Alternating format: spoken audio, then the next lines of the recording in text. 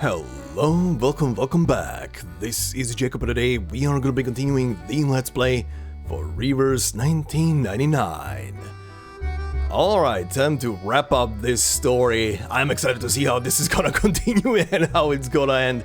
We definitely had a build-up last time, and quite the reveal is happening, which definitely, like you guys said, and like I said as well in the last episode, definitely the story is definitely worth a second view and watch through just to see what the hell was happening at the beginning and how much foreshadowing there was from the very get-go of this story, because there was a lot of it, especially the Adele and Felicien parts were definitely one of those, like, if you take a second look at them and glance, there is some very striking immediate signs that something was off from the very beginning. But yeah, definitely interesting how this is gonna go, and the reveal at the end last time from the Manus members and everything. I don't know if those Manus members, by the way, appear anywhere else.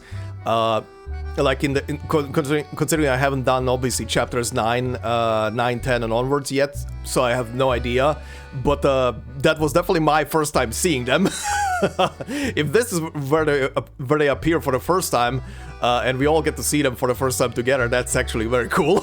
But yeah, honestly, one of you guys corrected me on my statement, because I also in the comments last time left that I still have doubts about, considering that this story itself is making me doubt everything that is happening, that these characters are actually Manus members. I mean, they definitely have the color scheme and everything for Manus there, but it's a thing because I'm used to the ones we know so far, like Forget-Me-Not and Grace and some other ones that I'm just used to a certain style and feeling for them, that when I saw these guys felt like, they felt way too casual about the whole thing. That's why I was kind of like, okay, is the story just screwing with my head right now?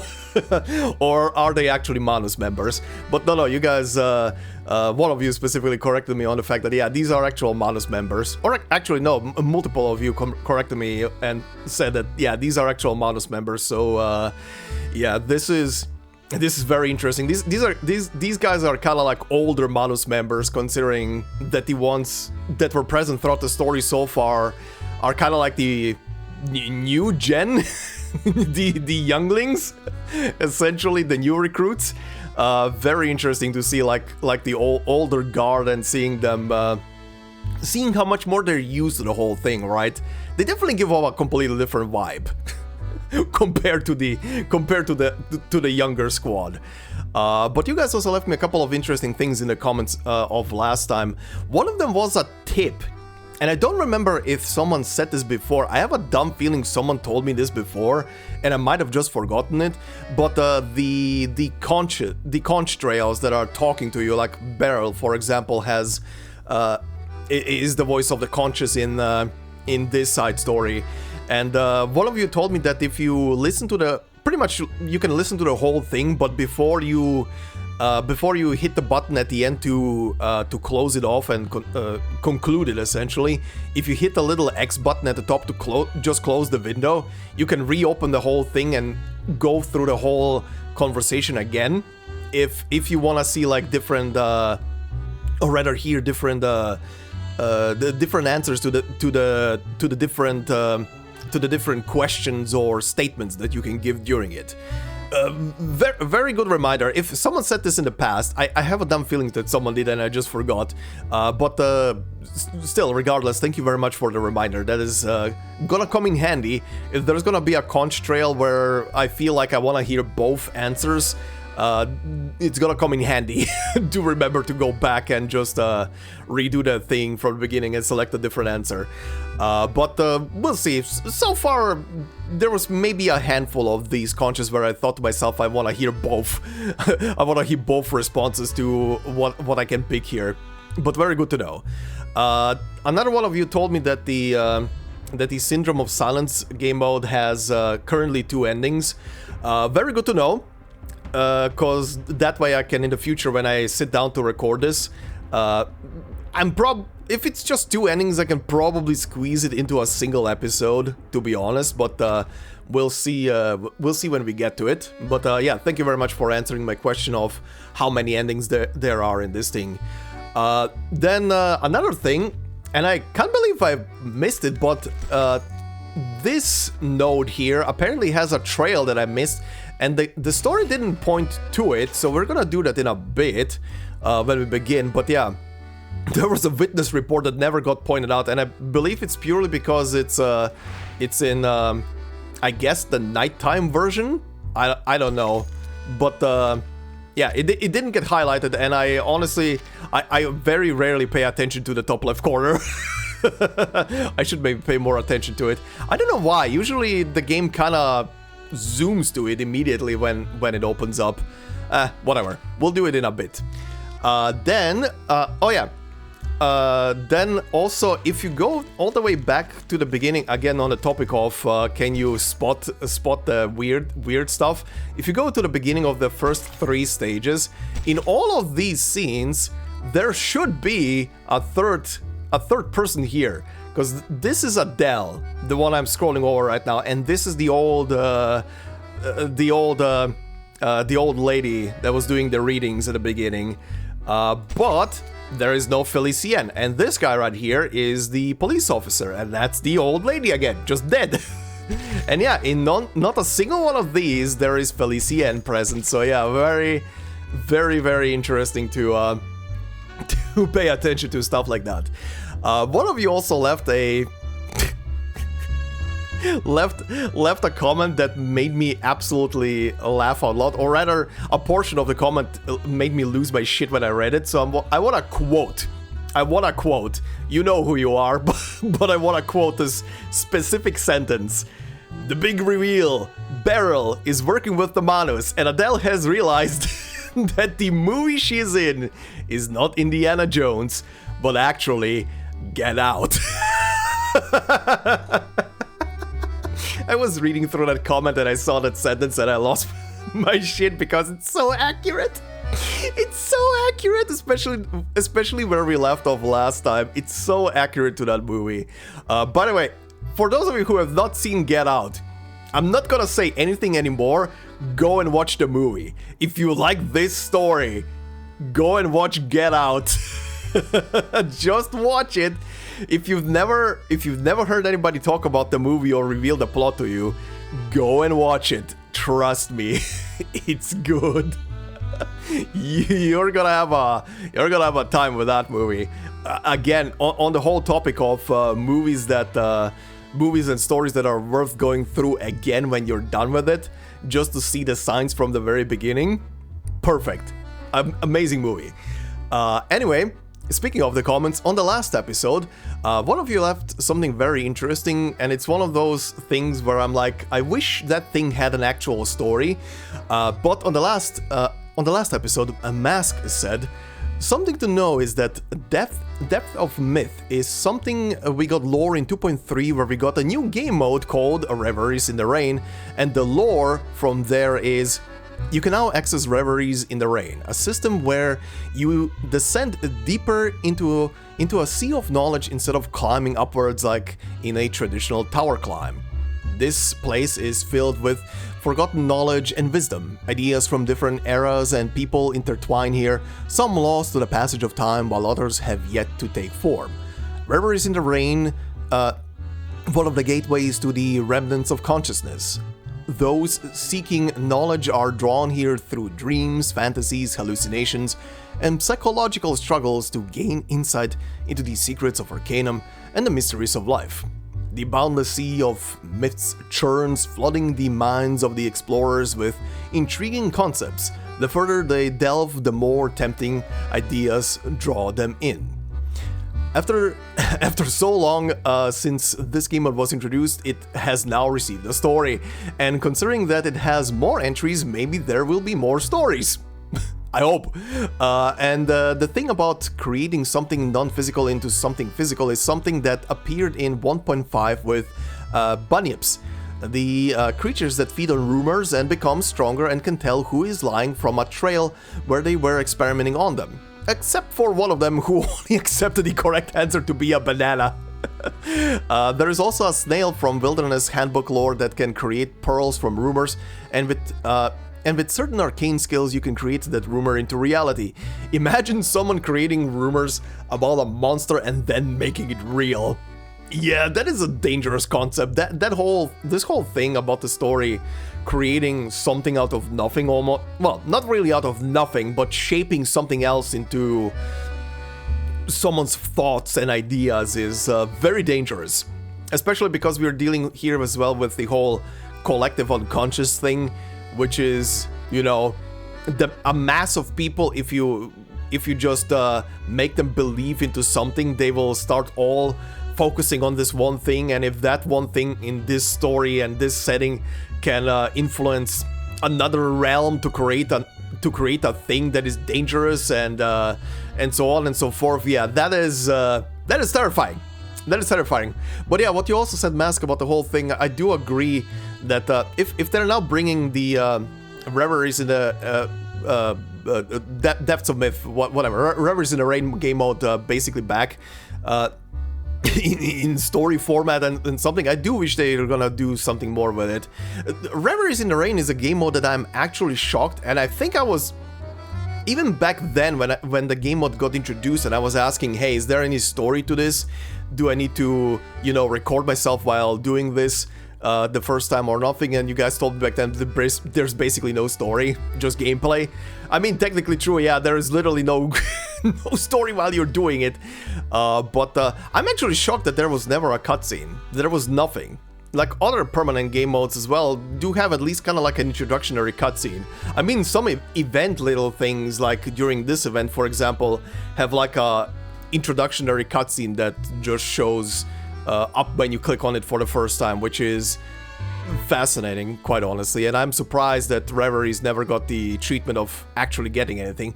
But hey, it's getting now something, so hopefully it's gonna stick around and they're gonna do something more with it. Maybe introduce a story for it as well would be quite fun, but we'll see. Probably not gonna happen, but would be nice. If not a story personalized for Reveries in the Rain, maybe just include it more in the story. But we'll see. We'll see how it goes. But yeah, Mask, thank you very much for that little lore blurb and and the comment as well, of course. Thank you very much. But yeah, anyway, let's proceed, shall we? So first off, let's go with this, because I missed this. So this was after stage 13, and that was that after? Yeah, that was after the cutscene. After the cutscene where Seal was observing the ritual happening, essentially, right? So what do we have? Witness report. An unremarkable witness report. All rumors, whispers, and tales, every passerby. Yeah, okay. Elephant in the dream. Many mothers report that their children, scared and screaming, run back to them when playing in the dark, only to have severe nightmares afterward. Each dream begins the same way, with a blurry image of a toy elephant. Oh, it's the... right. Oh yeah. One of you also pointed out that, yeah, these are all the Manus members so far. Pretty much that these are gonna be Manus members. I kinda popped into my head as well after I was done recording last time that they do resemble the Manus members that we've seen in that one image. They are pretty much their outlines. The elephant guy. I presume this is the young woman with the hoodie. This is the young blonde dude. Which... oh, crab guy, I think. And two are left now for the bottom. Okay, very interesting. Also, what does it say? This is the fourth one. More concrete eyewitness evidence is required. Dream accounts will not be accepted, though. If people dream of the same thing, they may well have seen the same thing. More collective unconscious stuff. Oh yeah, you guys also said the little like, what are they called? The little like psychological tests, psycho tests that are scattered throughout the whole story. Apparently, at the end of the story, depending on your answers and everything, you get a sheet here at the end. I'm very curious what it's gonna be. I will not lie. So some of them I just selected because they were fun and sounded fun. I'm very curious to see what it's gonna churn out. But anyway, Paris out of reach. The path of fate seems like nothing more than fiction to those who cannot stand upon it. Alright then.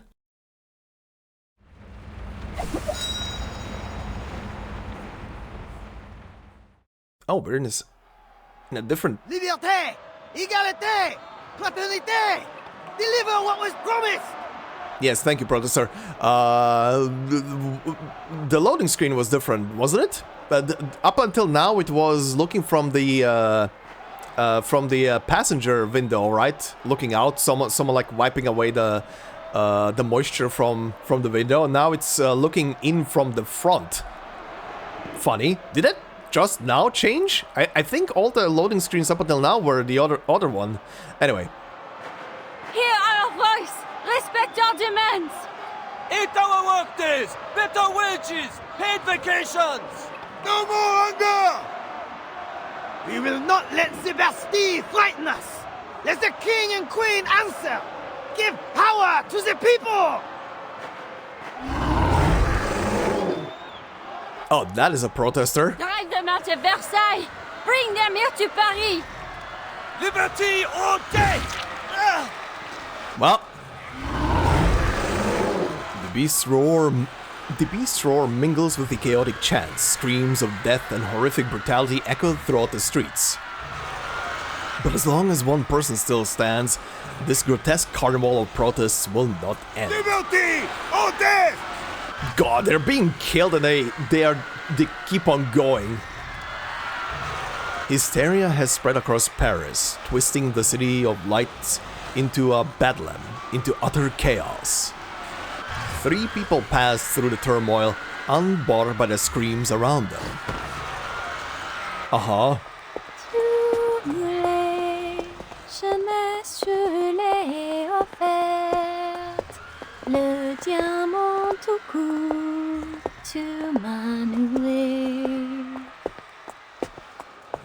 What is she singing? Actually, I'm surprised that this is not auto-scrolling. You longed for youth, and I gave it freely, so you tied a diamond around my neck.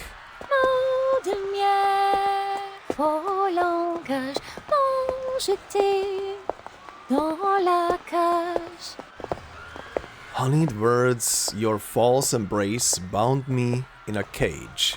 Quelle surprise! The great Felicienne seems in better spirits now. Et tout ce qu'on ne croit dans le silence. And all we once shared was sealed in silence. Dans un coffret noir, loin sous la terre. Oh, she has the blue diamond in her hands. Locked in a box far below the earth. Though I feel this isn't the time or place for such a song, mademoiselle. Uh-huh, you think? Felicienne stops fiddling with the diamond and casts a disdainful glance towards her increasingly insufferable toady. Adele would never interrupt me the way you did.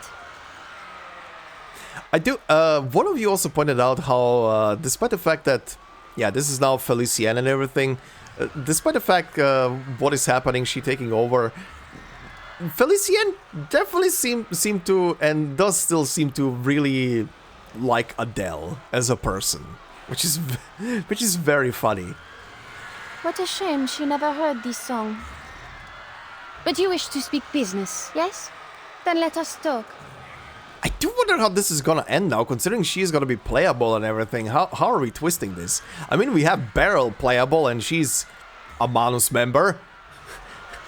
This Adele is sorry, Adele. Not Adele. Beryl is technically speaking now the second Manus member that is playable.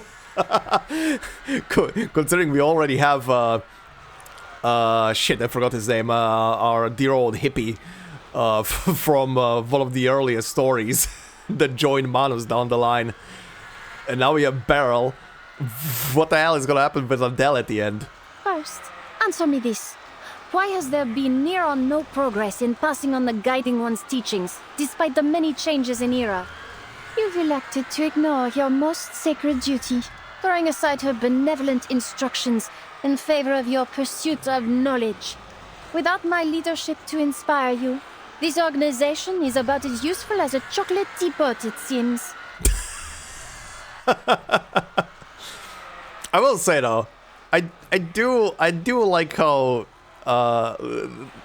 the character of Felicienne. I like how snippy she is. People.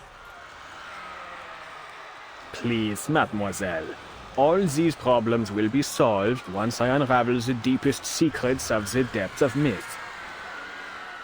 Look at you, still clinging to that old drivel. Did I not already expose your worthlessness? I'd have had you swept out by the servants in my day. But you're living proof of my thesis. You came back from the depths of myth. How can you not believe? What I believe in is my ability to conquer death. I have no particular interest in your imaginary Paris, nor your babbling nonsense about ideals. It is our shared goal to return the world to its most glorious era, n'est-ce pas? We've found the means. I only ask that you trust me.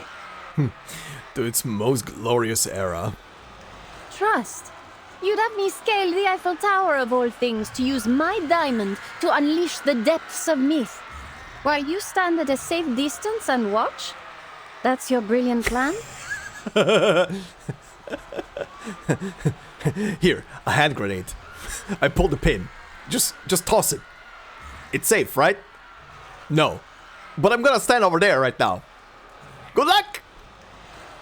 I admit we made a mistake, mademoiselle. But I've discovered the truth. The depths of myth don't lie below, but above.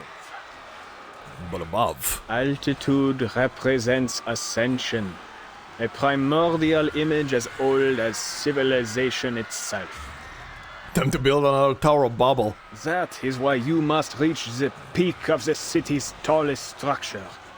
There, all of Paris, perhaps even the entire world, will transcend, if my theory proves correct. Theories. Ugh, what torture it is to listen to you. And what of you, madame? Why are you staring at me like that? Beryl? Your gaze is nauseating. Stop it. The silent woman's eyes are vacant and neutral. Are you even listening to me? I am. Okay, it is Beryl. I wonder, is she just staring because she's waiting for Adele to resurface or something? Is she worried about Adele? Her reply comes faint, barely more than a whisper. The three weave past the protesters, heading toward the Champ de Mars. Not a single passerby seems to take notice of the glow coming from Beryl's pendulum. Okay. Flashbang.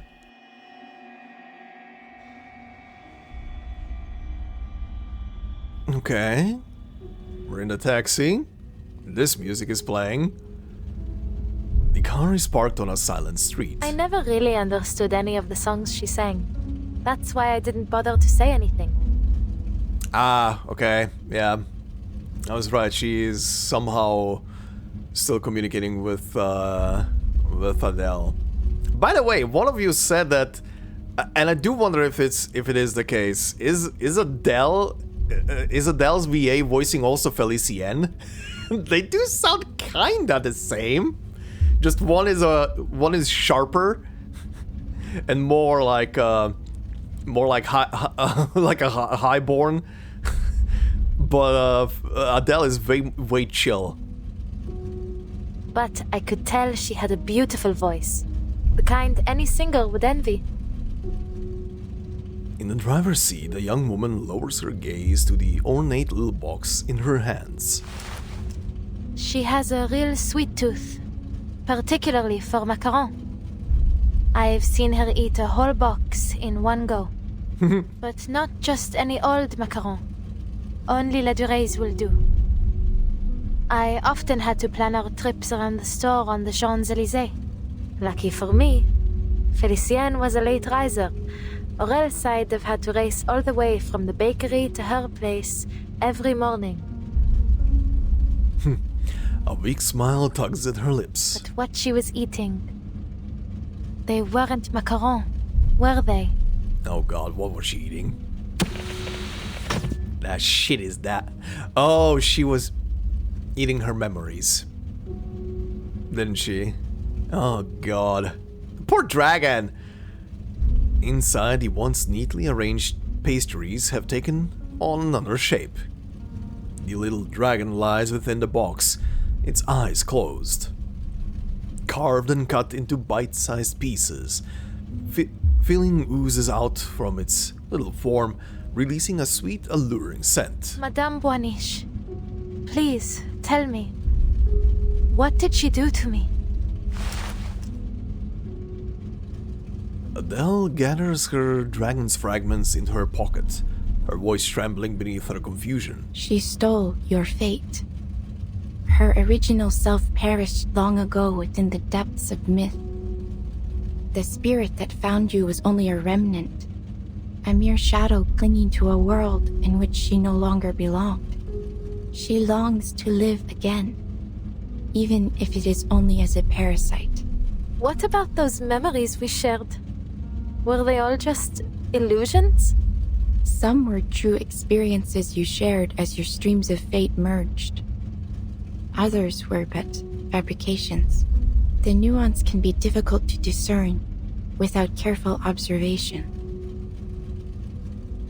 Adele stays silent for a long while before reaching for the handle again. The door doesn't move. She's been trying in vain for quite some time. You've really confused me, madame. What side are you on? I am a watcher of the streams of fate, not a participator in them. I take no sides. Yeah, she's neutral, pretty much. Which still surprises me that she's with the Manus right now. Considering a playable character and everything as well on top of it. I wonder why she's with them. And honestly, the only thing in my head that I can explain it away with is that she did a Stephen Strange. She saw 50 billion other possibilities and then decided, okay, this is the most assured one. If I go with these idiots and witness faith play out, and maybe poke at someone with a couple of specific words, stuff is gonna go in a better direction. Maybe. But you can do more than watch. You already have. You were the one that told me about this inevitable death. And then, Celia really did end up dead. You know exactly what's going to happen to me. You know everything. Don't you? Time to fight, Adele. Her voice catches. Outside, the lights of Paris flicker erratically. It is not nearly as simple as you might imagine, Adele. To observe a stream is to see only its curves and eddies, the ripples of importance. I see the path, but not every moment along it. That is itself sufficient for me to ascertain one's eventual fate. There are rarely any exceptions. You said rarely. So, there are exceptions? An exception, yes. I told you about her, did I not? I had been drifting along the streams of fate when I saw a girl who resembled me, who in some part came from me. It was quite a revelation. Okay. I saw where our streams merged long before she was born, and I knew I would name her Matilda. Okay, figured. She's talking about her daughter. That she would grow up to be kind, brave, and truly gifted. I followed her through every turn and every ripple to the very end. Then I looked away. I stopped watching. The diviner ends the story in her always even tone. The way you describe it? It sounds strange, madame. Almost cruel. Yeah, it sounds almost like she abandoned her daughter. Hold on, let me read that again. Where did it start? I had been drifting along the streams of fate when I saw a girl who resembled me, who in some part came from me. Yeah, came from you. I mean, she's your daughter, so yeah. It was quite a revelation. I saw where our streams merged long before she was born, and I knew I would name her Matilda. That she would grow up to be kind, brave, and truly gifted. I mean, yeah, she is definitely all of that. Definitely prone to have a bit of a direct approach to things with words. But yeah, she is definitely gifted. All right. As if you've ignored her in the present because you're afraid of her future. I studied the entirety of her stream, every moment of her fate. It seemed enough. The car window reflects the puzzled look on her face. But then, something peculiar happened. In the final moments of this millennium, there was a certain kind of rain. Since that time, the streams of fate have lost their clarity. At times they are muddied, at others interrupted, twisted into vortexes. As they began to shift, so too did everything else. The fates I had seen had taken a new form. Nothing was the same. The fates that she has seen have taken on a new form, so yeah, pretty much a person's specific timeline just changed into something else. That's at least how it sounds to me. Yeah, I mean, the storm definitely mumbles and jumbles everything up again, and then seems to just spit out the same timeline, but with people in different places and in different eras where they should be or should not be in, rather. Yeah. She turns toward Adele. Soon, Felicienne will complete Roseau's ritual. Once that happens, your spirit will rest forever here in this car. And a calamity would fall upon Paris. All the visions I saw end here. You're implying something, aren't you? Are you saying that my fate isn't set in stone? I am simply stating what I saw. Many who learn of their fates become passive to them, hoping that by inaction they might avoid their consequences. Others are driven to attempt, however vainly, to change it. How you interpret this prophecy is entirely up to you. Time to have a goddamn Kojima battle at the top of the Eiffel Tower between Felicienne and Adele. Just a punch out. Adele examines her warily, but if there's anything being hidden from her, she can't detect it behind those glassy eyes. Then there's still a chance for me to leave this car, n'est-ce pas? This is a spiritual haven, a place which belongs to you alone. Once you leave, you may find salvation hidden within the currents, or a fate far worse than death. I don't want to know what lies in wait for me. What I want is to get out of here and destroy the diamond, just as I promised. I won't fail again. Yeah, that was also a funny thing. Her best friend telling her, "This diamond, take it, destroy it," immediately loses it in the next second. You know a way to let me out, no? You wouldn't be here otherwise. Please, madame, tell me. Whatever future you're hoping to see, it will never happen if I give up now. Then don't give up. Drive. Hit the gas. Materialize yourself in a car in reality. She clenches her fist, ready to shatter the window if no answer comes. Even now, she doesn't know what Beryl truly wants. She doesn't understand and has no time to attempt to. Then the diviner's smile fades, replaced by something unfamiliar. It's a diluted kind of sorrow, perhaps just the weariness of someone used to failure. Even in the face of oblivion, you would try to change your fate. She leans forward, presses down Adele's fist, and gently opens the door. Go then. Beryl holds it there, steady, meeting Adele's startled eyes. Merci. Outside, the lights of the city seem blindingly white, as near and as distant as the sun. A strange calm washes over her, despite seeing nothing at all. I'll see you around, Madame Boaniche. She steps into the white. Beryl closes her eyes. She recalls something from long ago.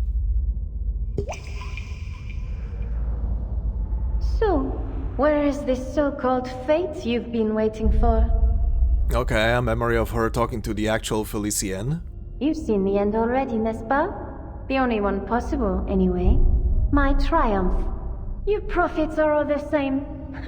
My family bankrolled a dozen frauds like you, yet not one ever foresaw the revolution. You ought to have dedicated yourself to the guiding one instead. Beryl raises a finger to Felicienne's lips, shushing her arrogant colleague. You speak because you seek my direction. You wish to unravel the secrets of resurrection. You're clever for a prophet. Of course, that's my goal. I wouldn't allow those bungling followers to take credit for such a discovery. I must determine the truth before anyone else. North, that is where your path leads. But know that there are consequences to what you seek. You will not emerge from it the same. Spare me the theatrics. I shan't be intimidated. You've pointed the way. I have no more need of you. Whatever consequences lie ahead depend on me, on my actions, not some puddle of fate. Yet you still listen to the diviner to go north. Au revoir, madame. Let us see what the all-seeing lady has seen for us. Beryl watches her silhouette. It passes through the corridor, out the door, vanishing into the blinding daylight. Goodbye, Adele. I look forward to seeing what comes of your actions. To seeing another prove me wrong. Oh wait, what was the last sentence? To seeing another prove me wrong. Another? Is she talking about, is she talking about Felicienne or is she talking about someone else? Beryl is saying shit. Beryl says shit. Brain goes into overdrive. Alright. It is true. I have held back many important details. Alright, ma'am. Why is this one a gun? Uh-huh. Concerning matters like the nature of Felicienne and Brum's relationship, and Professor Roseau's true intentions. But I believe it is not my place to disclose such things. People deserve to discover these things on their own. On the topic of multiple answers, but I believe it is not my place to disclose such things. People deserve to discover these things on their own. You've fooled everyone. I need an explanation. I'm more interested in the part involving Matilda. Okay, this one I really want to hear. Well, I do want to hear the answer from I need an explanation, and I do want to hear the part of Matilda. So let's do an experiment. Let's see. I need an explanation. The storm has affected many things. including the depths of myth. One day, Laurent Rousseau stumbled upon a rift that caused it to spill over, and his mind has been captured in its maelstrom ever since. Okay. As for Felicienne, she was a soul lost within the depths of myth. Thus, their streams of fate inevitably crossed. With the villains in their proper places, Broom's story had truly begun. Okay, time to test this out. Okay, yeah, it stays there. Let's see. Okay. Thanks for that tip once more. This is gonna make some of these very interesting. Okay, let's hear the Matilda one. The previous one was also very interesting, but let's hear the Matilda one. Ah, of course. And why not? My Matilda. Such a lovely, radiant girl. Quack. She has inherited my strength and added to it a vitality of her own. Those who speak with her often leave smiling. I mean, she's not wrong. Matilda starts speaking, I'm just like, oh god, not again. I'm more interested in the part of it involving Matilda. Okay, yeah, okay. As for her future, I cannot share it with you here. Why? But I can assure you, her path is one worth looking forward to. Is she gonna marry a certain redhead? No spoilers.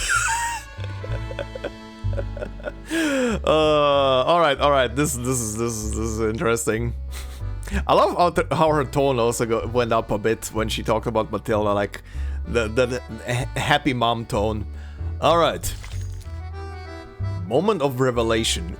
What in the Oh, this is where this background is from. The one that I was literally commenting on the loading screen one time. Like, are you spoiling me, game? Alright, interesting. Moment of revelation. Paris is a dream unto itself, and that dream is ending.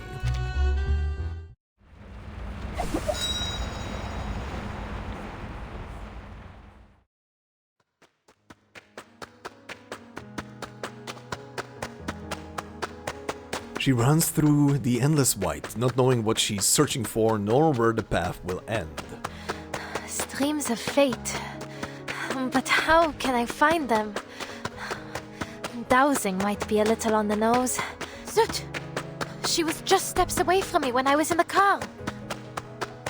Her steps grow heavy, but she doesn't stop until Paris appears before her.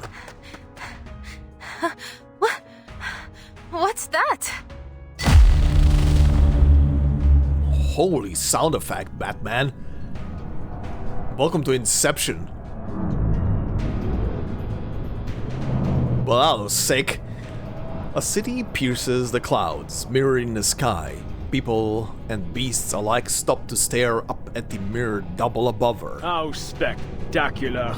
If this isn't a miracle, then I must ask, what else could possibly qualify as one? Literally the statement of as above, so below. Let dusty historians scoff and rivals sneer, but there are none who would dare scorn this timeless, flawless vision of Parisian beauty across the ages. Who from this lofty perch would deny this is the truest form of Paris? The Palace of Optics, the Eiffel Tower, the Arc de Triomphe, Notre Dame, the Luxor Obelisk, the Lutetia Arena, the medieval quarters. Each piece woven together in perfect harmony. As I've said, thought shapes reality. This Paris, born from collective imagination, is Paris at its most true and most real. Only when it fully descends shall we finally possess a real world. A life worth living. One embraces the sky. One holds the key to the ritual. The last remains silent. Must you anger over me like this, Rousseau? And you, madame? Did you foresee this? The fate of Paris now rests in my hands, and yet I remain myself. What a pity it must be for you. Beryl says nothing. No more tricks? What lies below shall reflect what lies above. So, this is what will befall Paris? She reaches toward Felicienne, but her hand passes straight through her. I can't touch her. Okay, yeah, definitely. Hold on, let me hear them back to back. They definitely sound really similar. No more tricks? What lies below shall reflect what lies above. Maybe not. Maybe it's different voice actresses. I'm actually not sure. Anyway, she tries everything, attacking, casting arcane skills, pinching her own arm until a flash of white swallows her entirely.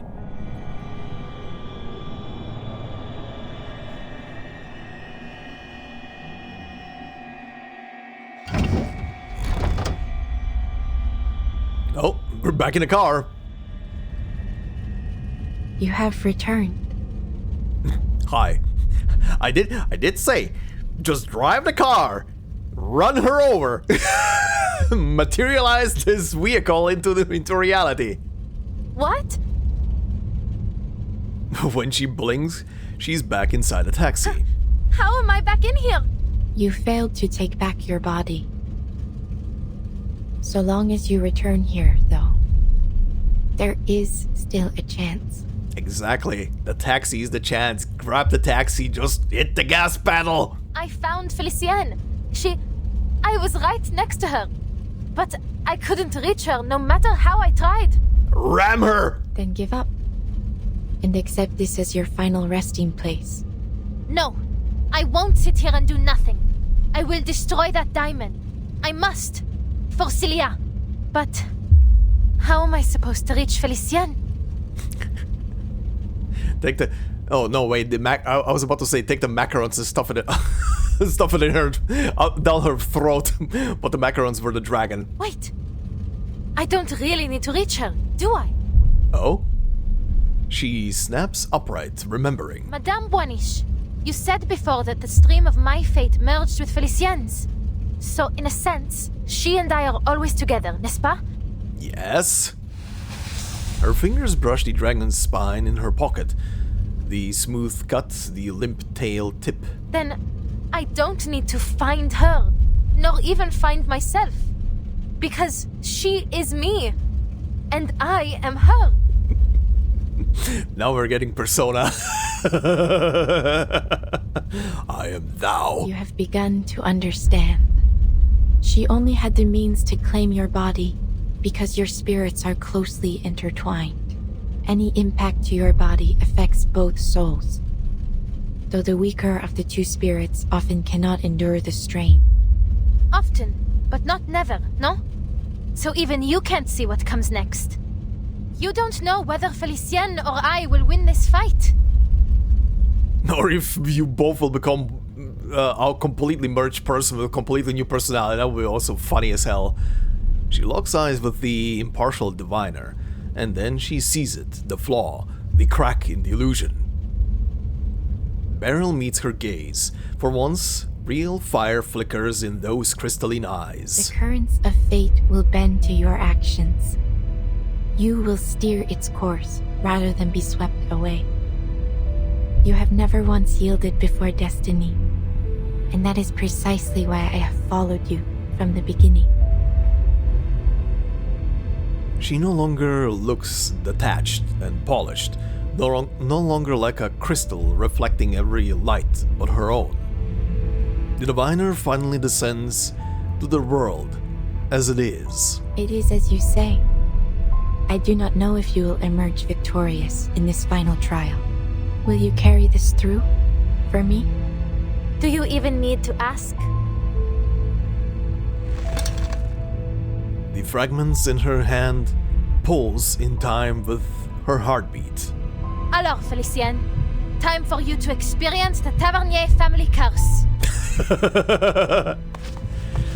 Our marvelous little dragon pokes its head from her pocket, sparks flaring from its nostrils. If our fates are truly intertwined, then this curse must bind your soul as well as mine. And in true Tavernier fashion, your end will come, just as you lay hands on the treasure you desire most. Hell yeah, let's go!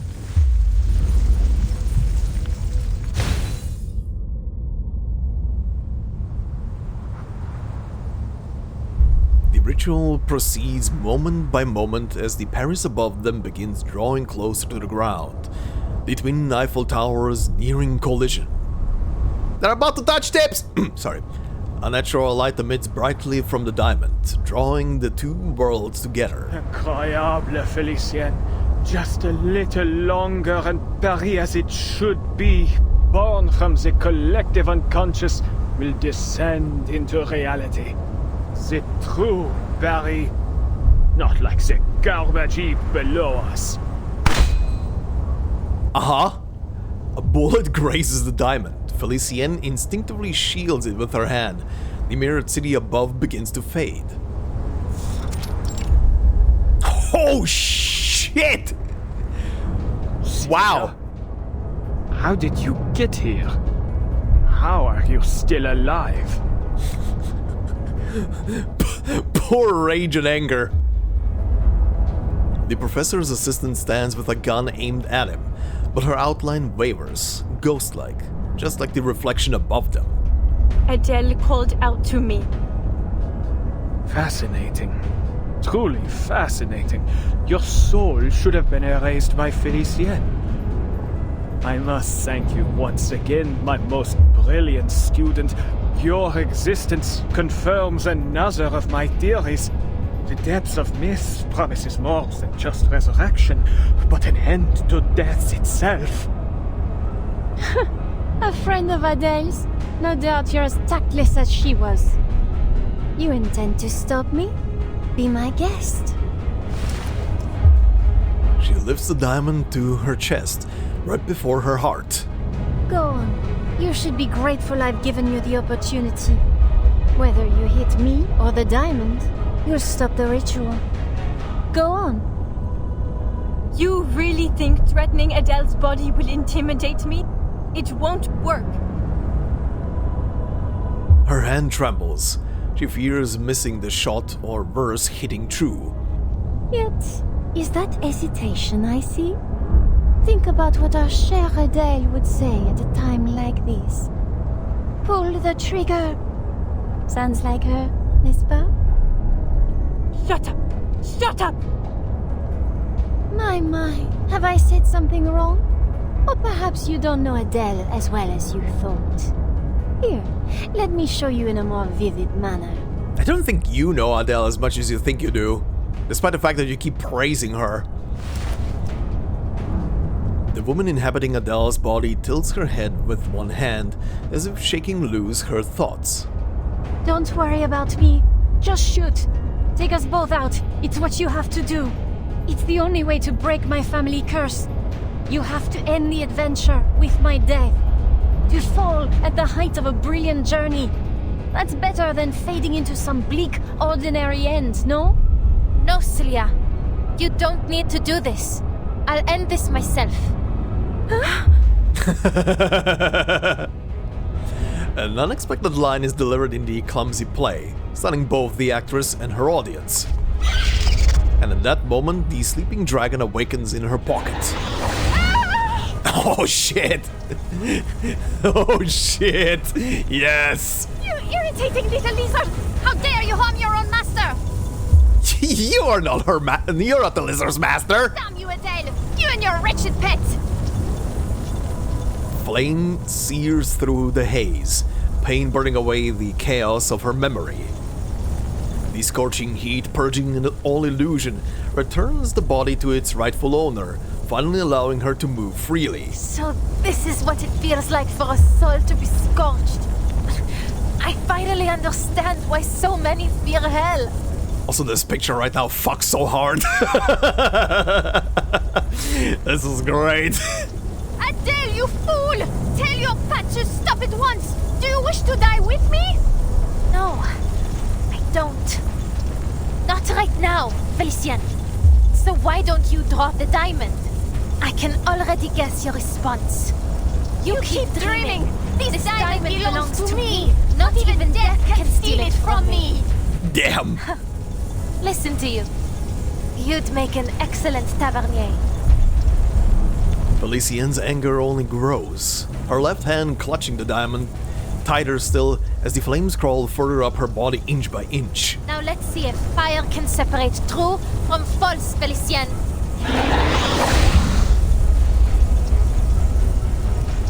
Damn!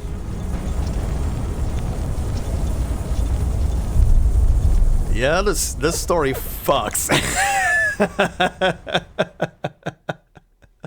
Also, do we have a battle here? I think we did, right? Yeah. Okay, there we go. Okay, so yeah, this background is the one that I was when I was recording myself logging into the game after the patch from here. Felicien! A soul named Felicien, unable to fashion a body for herself, she sometimes struggles to prove her own existence. In the hush of lightning, essence of the vault, rip the sky asunder. Alright. Alright. Do we... Yeah, let's switch some stuff out. Okay, this is fine, doesn't really matter. Pretty much just taking her along. I remember seeing Mercuria being one of the recommended characters with Beryl in the squad. And I'm just taking her along for some trust. Also, I noticed they gave me they give a free well, they give a fixed character in here. This is funny. Okay, let's see how this goes. Embrace rather than resist. How utterly stubborn can you be? This false era is ending. If you intend to continue to exist in the one to come, you must surrender your body to me. I'm done listening to you order me around. You may think it amusingly useless, but let's see how you handle my fire. You barbarian. Okay. Let's see. Okay, what are Broom or Adele's skills? This is one of them, definitely. Calculated Path 1. One target debuff. Deal max HP times 5% Genesis damage to the target. Inflict 10 stacks of burn. Ah, you're a burn character, right, makes sense. On the target hit. Gains Moxie +1. This is also hers. Buff. Mass buff. Grant 3 stacks of pre-ignition to all allies. Dispel all chaotic order from all allies. Okay. Well, let's do that. Let's do that. Let's do that. Take a deep And let's do that. All buffs. Eliminate what is false. Alright, funny. How much longer do you intend to play around with that cursed flame? Not long. Just until you leave my body for good. Damn. I like how these two are arguing the entire way through, but at the same time it doesn't really feel like arguing. It just feels like two friends bickering at each other. Very weirdly. Give it a little water. Alright, all debuffs all the time. Sure. The overflow of the Sephiroth. Oh. Enough! You're You're fired! Adele, excuse me? Took you long enough? Voilà donc ce que c'est. Attendre la fin. You're Non, la prophétie, fired. mais par mes propres mains. Ma'am, I have no idea what you just said, but thank you. Whatever that was. Ah, there we go. Witness report. That was a funny fight. I love the finishing line. You're fired. Excuse me? Okay, witness report, unremarkable. Yeah, that's the same thing. A stroke of genius. A painter's Sketching in a square remembers reaching a point where his artwork was stuck in a bottleneck. That's when a young person with a uniquely inspired touch helped him finish it. The piece, with its exquisite cubist composition, now shines with the light of a new age muse. The painter believes this must be the work of some magnificent god of art, who manifested to guide him. Uh-huh. Okay, well, only one is missing now. In Paris, do not report matters that involve artists. Okay. Alright, 17. No need for promises. You will always have a place in my heart, ma chère amie. Okay, yeah, no Felicien again, but Beryl seal, who is partially see-through, by the way, which is a very nice touch. Beryl and Mr. I wanna see the I wanna see the Eiffel Tower's touch tips. Oh yeah, the background is also different again. Nice.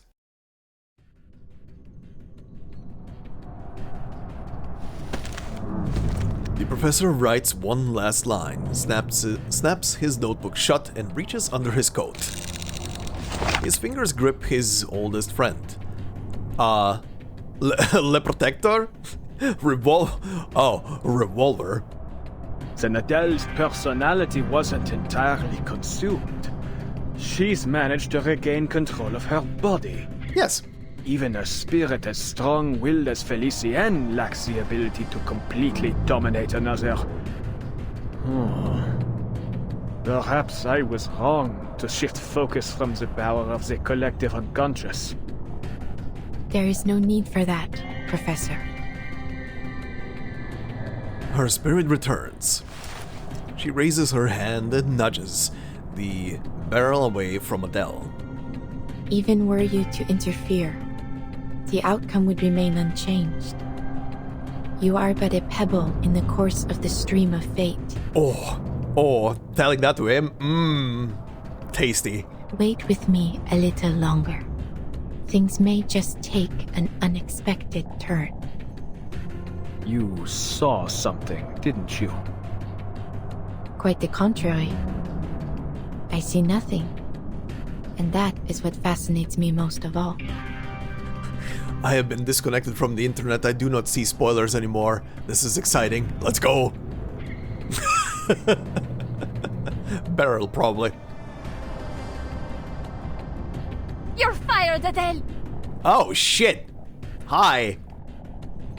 You reckless, foolish would-be Joan of Arc!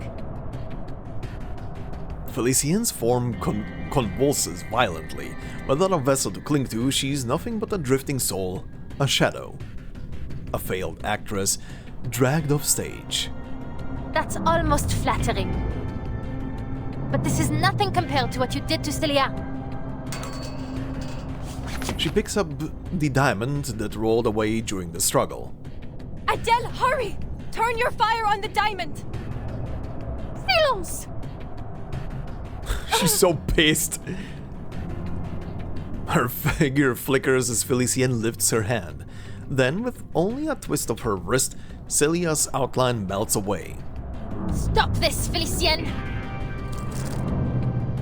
There's no time to check on her friend. Instead, she grips the blue diamond so hard, she imagines it could break. Only the real remains. All falsehood will burn away to ash. This charade must finally be put to rest. Par le feu est purifié. Oh. Oh? Oh, it's not doing it? Oh, what? You disgusting hypocrites! Don't you dare wag that finger at me! You may fool everyone else, but not me! I know you better than anyone! I know your true colors! Deny it all you want, but our souls are entwined, because deep down, you and I are just alike. Take pride in it, girl. Hosting me will be your greatest achievement. Be honest now. No need to play pretend as you did with Celia. All that time, you let her keep writing those letters, knowing full well that your parents were long dead. How wickedly false indeed. Oh, Jesus Christ. No, I just... Cold fingers tighten, blurring the line between the living and the dead.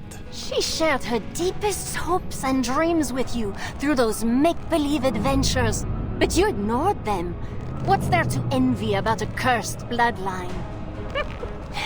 I suppose you kept her as a salve to your dreary, miserable life. You really thought you could fool the world into thinking taxi driving was your highest ambition? Deep down, you've always craved more. Don't act like... you know me. She gasps for breath, forcing out a strained protest. But I do know you. I know each and every one of your wicked thoughts better than you do. She told you to burn the diamond, but you secretly desired it. You craved your place in this adventure. Your death. Who could blame you for triggering the curse? You weren't chasing treasure, not by choice, not like your parents. All of this to pretend you are unwillingly caught up in this adventure. You even get to play the savior. And oh, how your dear little friend fits the role of a damsel in distress. All you need is a villain, and that's where I came in. Just as you wished. Of all people in Paris, why did I come to you? Have you given it even the slightest thought? Oh god, the cracking. Muscle and bone grind and twist beneath her crushing grip. She has one strong grip. Holy shit. Admit it, Adele. You wanted me to hurt Celia. You wanted to kill her. Adele uses all her strength to turn towards Celia's face, finding it frozen in shock. You're... lying. Ah, yes. Lies. She lied to you too, Adele. You really are a perfect duo.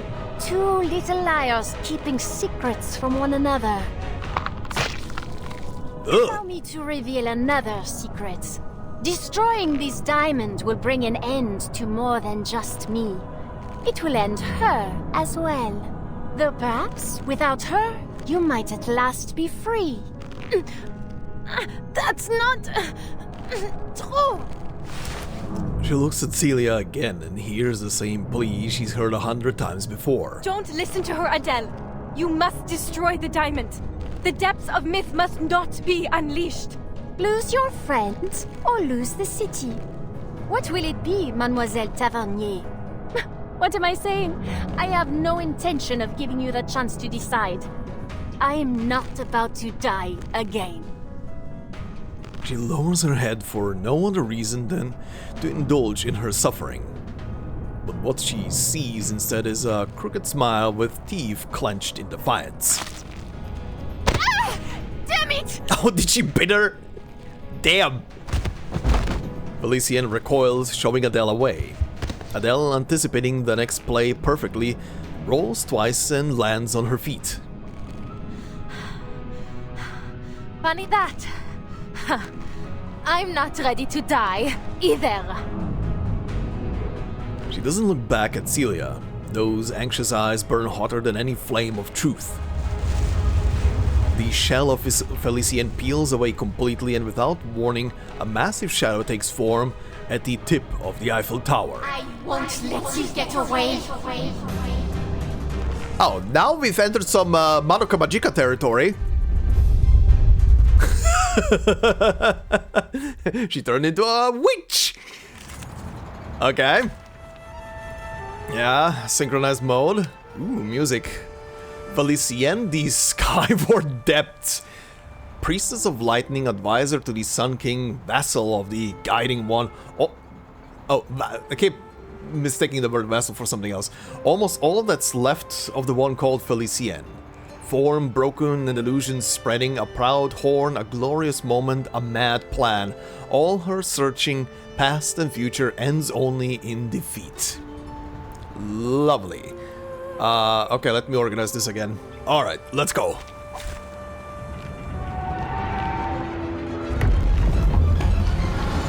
Holy shit. Many streams are converging in this place. Holy shit. That looks amazing. Don't take it on step.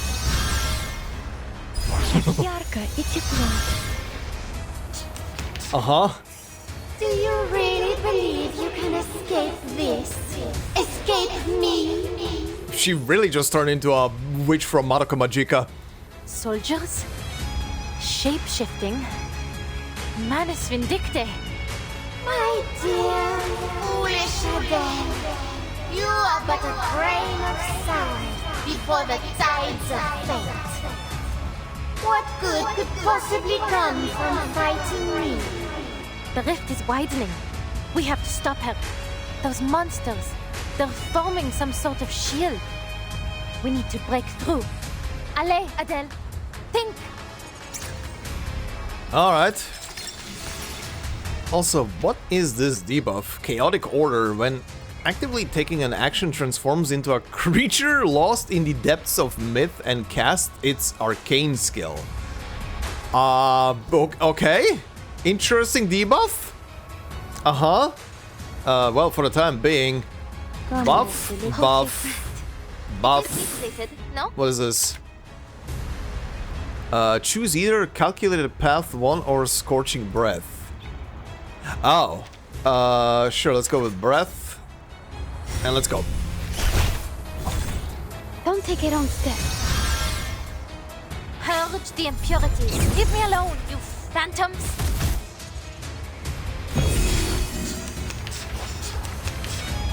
That was quite rude. If the depths of myth is nothing more than a sea of collective unconscious, then the creatures born from it must be mere reflections. True. Good thinking. Good thinking also. I can do some stuff. Get some better spells in. First off, debuff. Debuff. I know his feet. Big boom boom. And more big boom boom. Don't take it on step. Thank you for the shield. Can I... No, these are untargetable. Alright. Well, Miss Beryl, what is your ult again? 600% mental damage to all enemies before attacking redistributes all enemies' Halo stacks based on the current HP up to... Yeah, okay. A glimpse. Dérive dans le flot des séphirotes. Cet entour révèle les séphirotes.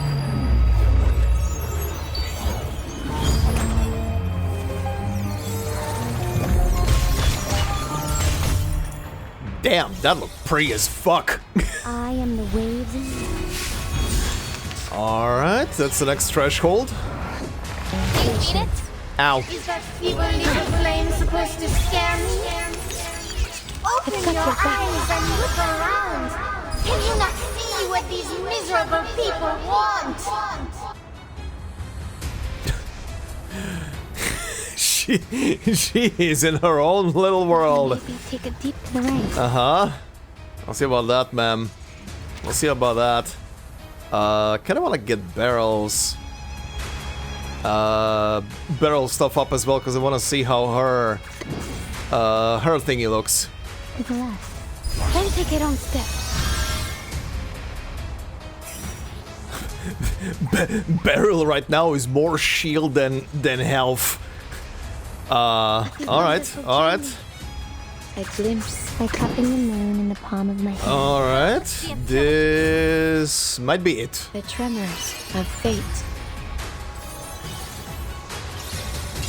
I don't know how... Oh yeah, this is definitely gonna be it. I don't know how Broom's or Adele's kit is working, but I just had her ultimate skill available, and then it disappeared. I don't know what's up with that. The waves in the ocean and the stars in the sky.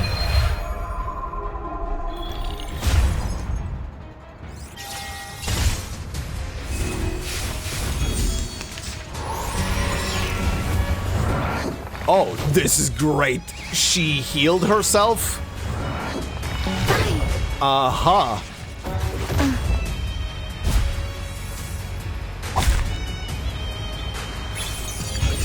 I'm nobody. Just a tour guide from Paris with a Don't take a wrong step. and tell truth from lies. Par le feu est purifié. Oh, okay. I was about to say, is this gonna be the victory lap? Just one last skill to finish her off? Well, there's the ult.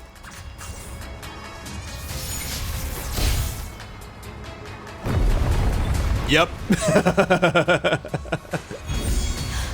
And it wasn't even the ult. That was just a scripted thing for the story. Okay, very funny. Nice. Stop this, Felicienne. You're no master of this city. You're not even the master of yourself. Damn. Donc succès. Damn, that was a statement. She's going to destroy the key, Beryl. If I don't intervene, all I've worked for will come to nothing. Give me one good reason I shouldn't shoot. The rift of the archive of imagery has shown no signs of closing, Professor. Look up again. Watch closely. Laurent Rousseau lifts his head. The city in the sky drifts closer, its edge scraping the horizon.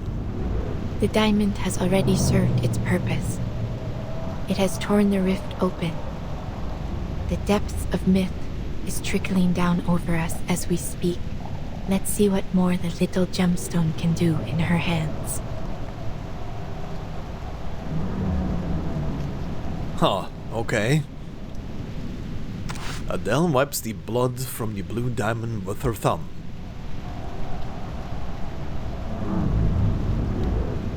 Before she decides she has to be sure of one thing.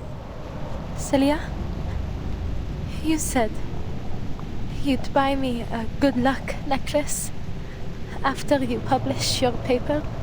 Will you keep that promise? She lowers her head.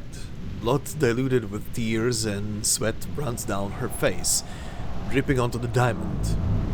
You're too cruel, Adele. Why didn't you just tell me? I wouldn't have had to write all those silly letters. A strained, awkward smile twists her lips. Will I see you again? Oh, I'm not sure. her eyes land on Felicienne, unconscious beside her. Time is running out.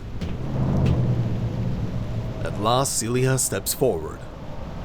Like when they were children, she places her hand over Adele's, helping her close her fist. The art of resurrection is elusive and unknown. I don't know what will happen after the diamond is destroyed. What Felicienne said, it was just speculation. There's no more time, Adele. Make your decision. Now. Adele listens, motionless. After a few failed attempts, she forces out the words. You know what? Felicienne was right. I am a foolish, pathetic hypocrite. But she still doesn't know all that much. She steadies her breath, but her next sentences spill out without any filter. You were never the damsel in distress. No, you're the hero. The adventurer. You were the one who uncovered all the clues. You were the first to embark on this journey. You're more of a tavernier than I'll ever be, Sissy. Aww. The hand holding Adele tightens once more. Celia sighs softly, helplessly. Then Adele hears her laugh. Don't be silly, Adele. That never mattered to me. It wasn't the tales of gemstones or adventures that drew me to the Tavernier family. It was you. Aww. Me? You've always been so driven and sure of yourself. Even when we were kids, you never hesitated, never looked back. I wish I could live without regrets like you do. You laugh tears through her trembling heart. But it keeps beating. Scared, but alive.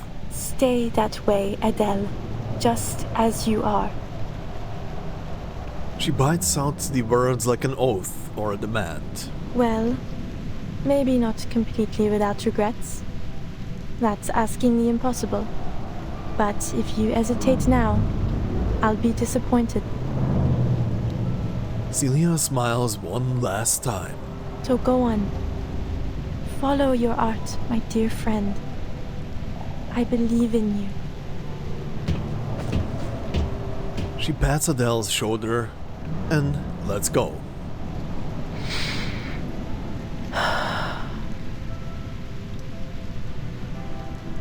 The sound fades, so does her breath. Only the heartbeat remains. All the waiting, torment, pursuits, and struggle have come to an end. Every ounce of hope, hatred, sorrow, and forgiveness has been poured out. She has no other choice. Par le feu est purifié. Flame is just another means of transformation, but now it must expose what's real. Whatever the disguise, their true natures are revealed as both substance and form change. The consuming flames surge upward, devouring the French blue. Adele feels her hand grow heavy as a familiar smoky quartz reappears in her palm. But the French blue doesn't vanish. The single gem becomes two. Image and matter part ways, yet neither return to its origin. How? How can it still be here? Par le feu est purifié. Holy shit!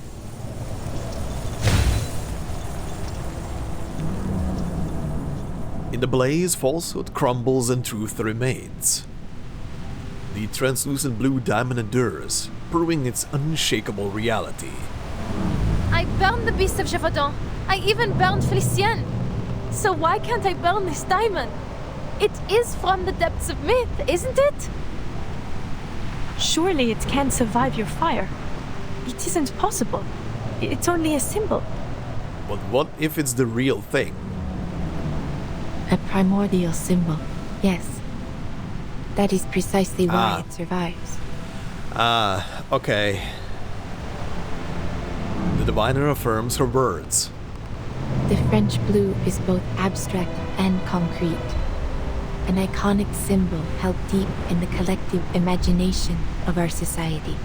No matter how many imitations or counterfeits may exist, none will ever take its place. It is eternally transcendent, unconditionally pure. Its existence can never truly be destroyed. It's too deeply rooted in people's minds, huh? You have done all you can, Adele. Bravo. Adele listens, confused. She's changed nothing, yet she's praised. Paris continues to descend, the twin Eiffel Towers crossing at their tips. Like a ladder folding away, heaven and earth draw closer. Celia and Felicienne grow transparent, stripped away by the wind. But I failed to destroy the diamond. Celia and Felicienne are...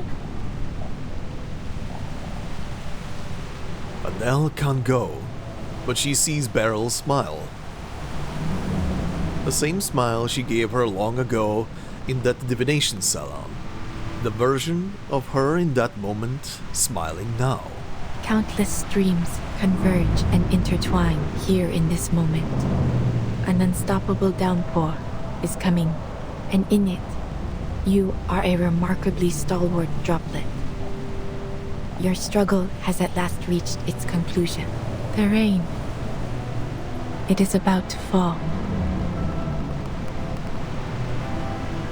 Huh.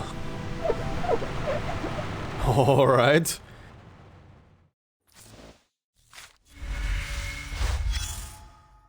Alright then. Let's hear this. What a cool storm. Yeah, indeed. So far, the story has followed along a classic direction.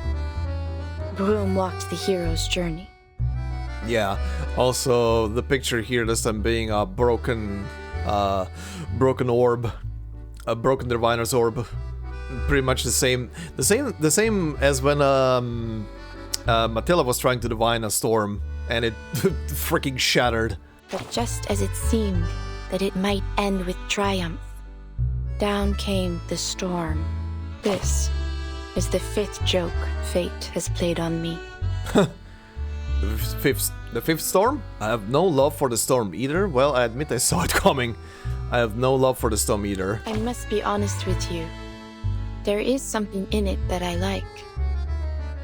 As dreadful as it may be to stand before a future I cannot foresee, I feel something else. Perhaps you might call it hope.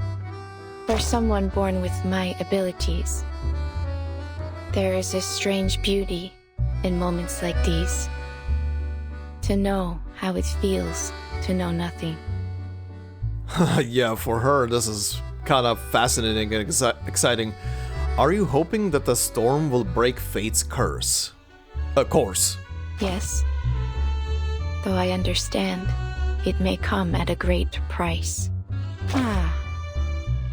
Perhaps that is why the Vigile Bureau and the Foundation have kept such a keen eye on me. Perhaps they think me one of those storm advocates. But why would I advocate for it? I have never asked for it. All I have done is try to understand it. Yeah, that is definitely different. Alright. The next stage is just called Rain. We might just get what we wished for beneath its wail. Alright.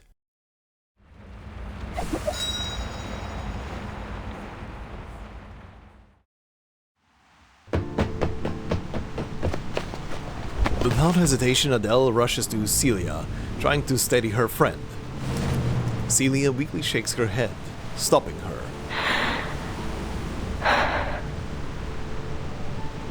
The diviner looks past everyone toward the darkening sky. Just as it was meant to be. What? This ridiculous sight. This distorted Paris.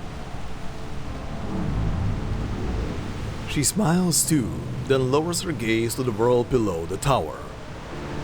The beasts below have donned new costumes, masquerading as humans. The strike becomes like a carnival parade. More figures pour out from the alleys and buildings, half beast, half human, joining the wild hunt. The July column just turned into a bilboquet. The Vert Galant statue replaced with some bizarre lobster. And my friend is disappearing before my eyes. And you're telling me that all this was meant to happen? It's all so meaningless. So absurd. Is it? A single word pulls Beryl from her trance. Perhaps you are right, Adele. Thank you for showing me what I could not see. Fate, destiny. It has become nothing more than an absurdity. A tangled mess. This storm should never have come to pass. Storm? She repeats the word faintly, glancing around. Celia too weak to speak, Felicienne still unconscious, and Beryl watching them both in silence. Everyone is spent, Only one delirious actor remains on the stage.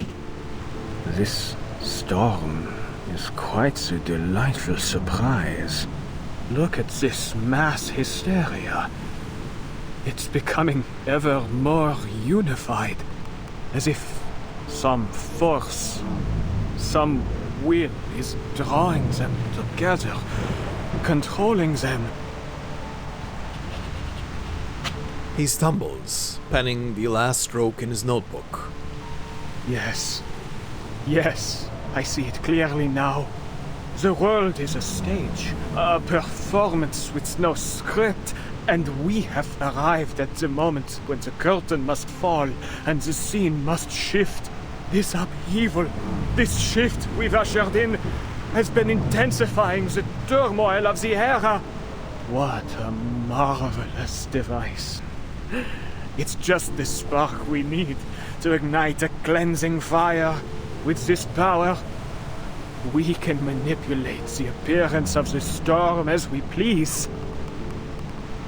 Is this where they got the idea from? Where Manos gets the idea from to manipulate the eras to provoke the storm into appearing faster? The changes to the mass hysteria. Yes. It's all obvious now. They were born from the collective subconscious. We are mere actors on this stage, for the material world is nothing but a projection of the mind. Well, that is a crazy ass smile, buddy. Holy shit. Their dialogues are but borrowed lines from ancient scripts. Their passion, their love for life, an oblivious repetition of the same narratives. The play has no script, yet tells the same story. This material world, it is nothing more than a flicker on a cave wall. I've seen it. The ultimate truth. The truth that even the transcendental law feigns to hide. But I've seen it now. I've seen it. The depths of meat itself will also be corrected, just as all the errors of the reality. But who decided which of these errors are wrong to begin with? Or perhaps what is right is essentially an endlessly repeated chain of errors.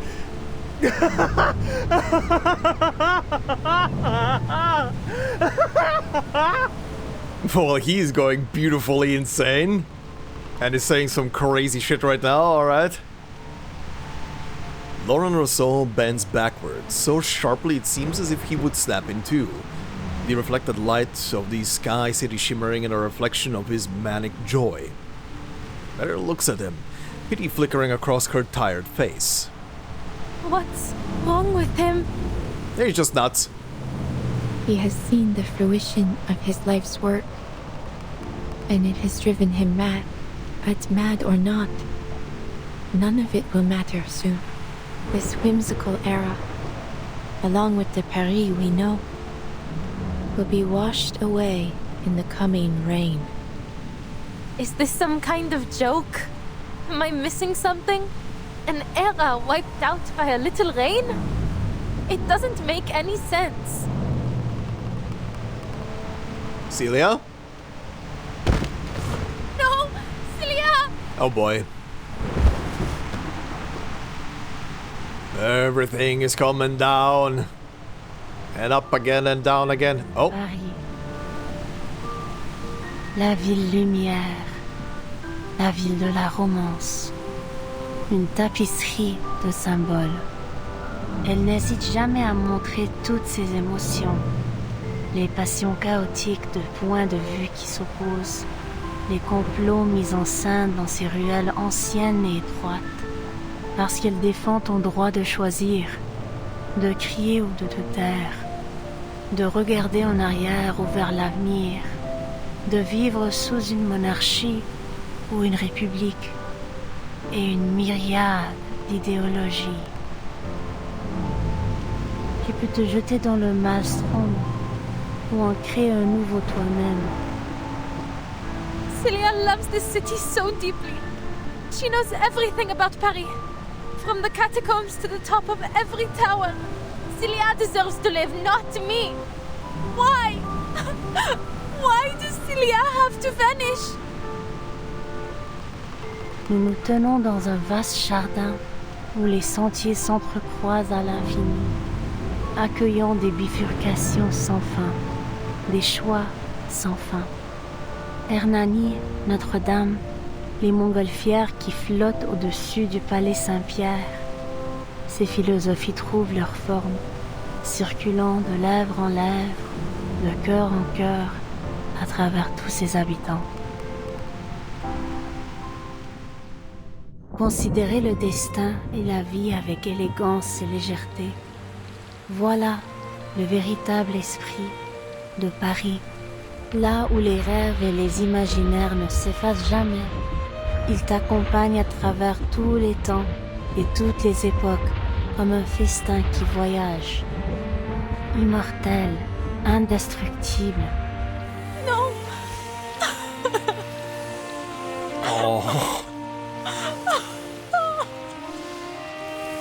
What more is there for me to seek in this meaningless, inferior world? The true world, the one that matters, has already descended. Voila. See that? The clearest, most perfect water at the bottom of the archive. Now, so close. Almost within reach. In the deepest, most pristine layer of our joint consciousness. Éternellement vrai, éternellement gravé dans l'esprit. The hell just happened? What was that bump? The rift is closing. The storm will now correct the faults of this era. Yeah. The city of light descending from the sky. The phantoms walking among the living. And the legendary beasts roaming the streets. They will all vanish.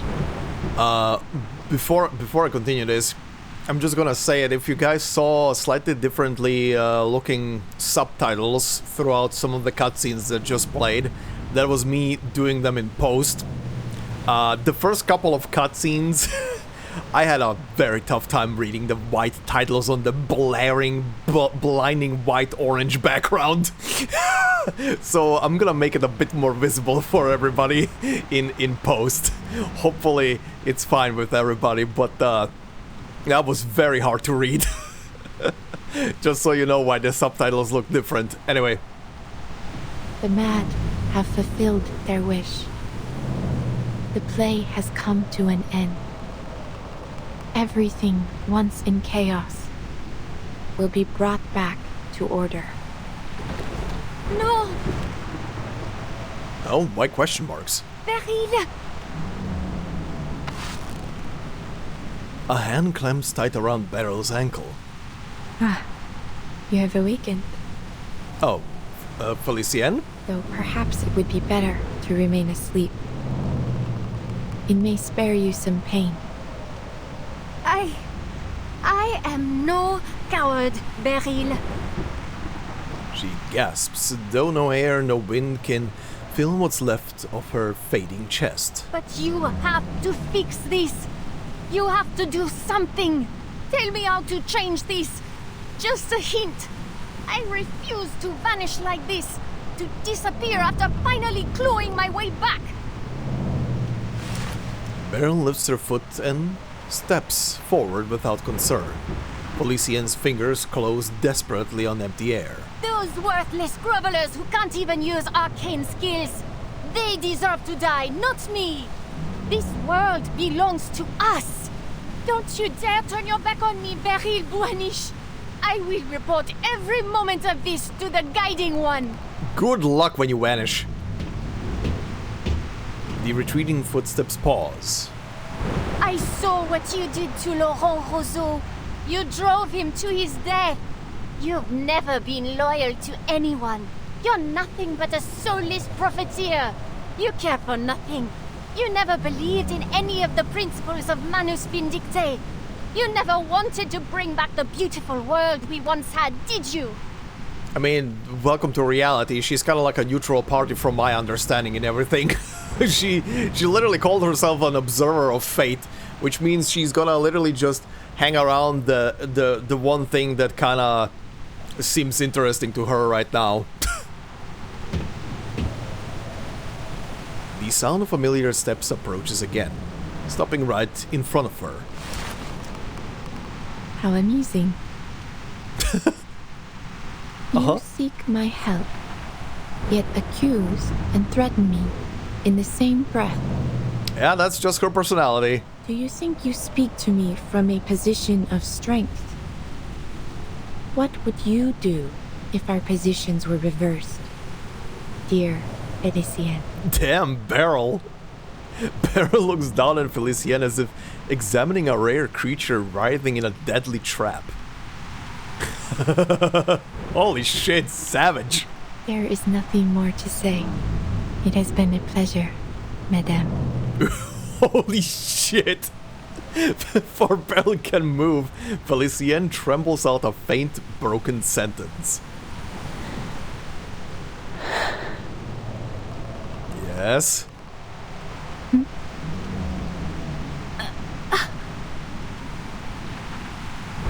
She lowers her head, throat straining. Droplets slide from her hair and vanish into the dust. Please. Oh, wow! Wow! Please help me, Beryl. Oh, she really is desperate. Oh, she's really desperate. She said, please! I don't want to die. Très bien. Very well. Beryl nods, straightens, and asks her final question. But this time her translucent gaze settles on Adele. What do you think, Adele? Should she be saved? Or pay for what she has done with her life? Oh, she places it in Adele's hands. Holy shit.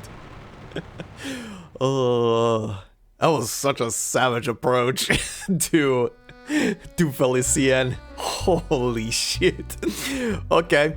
Okay, hey, there's another witness report. And it's not pointing me to it. Alright. Whale song on land. A report from a special investigator mentions that her sound measurement equipment picked up steady infrasound at the Champ de Mars. The frequency and rhythm matched the calls of a whale, something impossible to hear in Paris. She tried to track the source but couldn't find it. Aha! Is this now? Yeah, this is the last one. Okay, that's the little girl. Contact the Foundation's Europe HQ immediately, as this may be an important lead. Apply for higher intel clearance as well. We cannot remain blind to a possible containment target. Oh yeah, there was a thing about the little redhead girl that was with them at the table. Hold on, I need to remind myself. Okay, one of you said on the last episode that, do I remember her voice, the little redhead? That apparently in the back in the story with Rubuska that we recently just had in the previous patch, the wishmaker that in the flashback was talking to Pyros pretty much was the same voice. So I went back to check and, well, have a listen, everybody. So first, from the last episode, when she speaks. I heard another voice in Felicienne. One that belongs to someone else. Could that mean... And here it's from the other one. The purest of emotions. It lifts the weight of fear. Frees you from the constraints of mundanity. And brings you one step closer to perfection. I It's the same person. Thank you for whoever. I can't remember which commenter it was, but thank you very much for pointing that out. This is very interesting. Very interesting. Alright, but back to this. Let's continue. The hero's journey. Okay, what comes next? You are the protagonist, the star, the hero. Trust me, no one can resist the spotlight. Also, we're almost done. I guess if the unlock for hard mode is literally Note 20, we're basically done. How are they wrapping this up? Just trying to pass the burden on to me, whether she lives or dies. The weight ends up on my shoulders, doesn't it? I mean, I think the whole idea here is to give the option to you because the two of you are have the strongest tie to each other right now. The question is more direct than expected. Beryl thinks over the words, then nods again. In many ways, you two are alike. Neither of you can stand by as fate attempts to pull you down its path. You fight. It is no wonder that she could reach into the depths of your mind. Now, her very existence is in your hands. You will not have another chance like this. She reaches out her hand. Your friend and the original Felicienne perished in the same way. It is likely, then, that she has returned to the depths of myth. Should Felicienne live, she may become the key to discovering the truth of that realm. And in time, you may even find a way to bring your friend back. Yet, should she die, you will have taken a fitting revenge, and her torment of your body will end at last. Swear it then. Swear that every word you just said is true. One pair of earnest eyes meets another, calm and unflinching. You ask for something beyond what I am capable of. As you know, Arcanum has its limits. There is no absolute way to prove one's intentions or words. Just as I cannot see all ends as clearly as I once did. Time is ticking. Give me the diamond now, or lose this opportunity forever. Adele hesitates, then raises her arm. Felicienne is silent, or perhaps she can no longer speak. She lowers her head. That proud defiance she once carried is gone. Irritation, exhaustion, and aimless rage wash over her, and in the end, it all becomes a sigh. Take it. Her resentment is still there, but somehow looking at her broken and pathetic, it awakens some pity in her. Save her. The diamond drops into Beryl's palm. Merci beaucoup. You have led me to the answer. I will respond with the sincerity it deserves.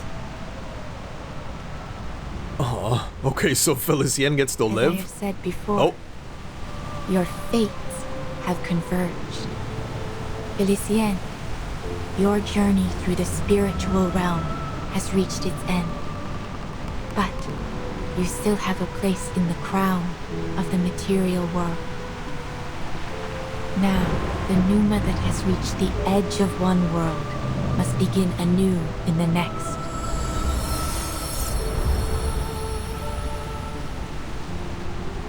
Oh shit.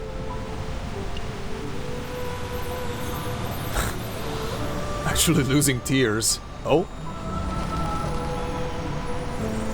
And she's biting her to the diamond.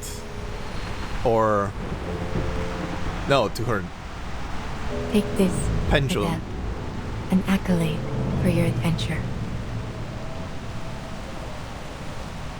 Oh, this is interesting. An accolade.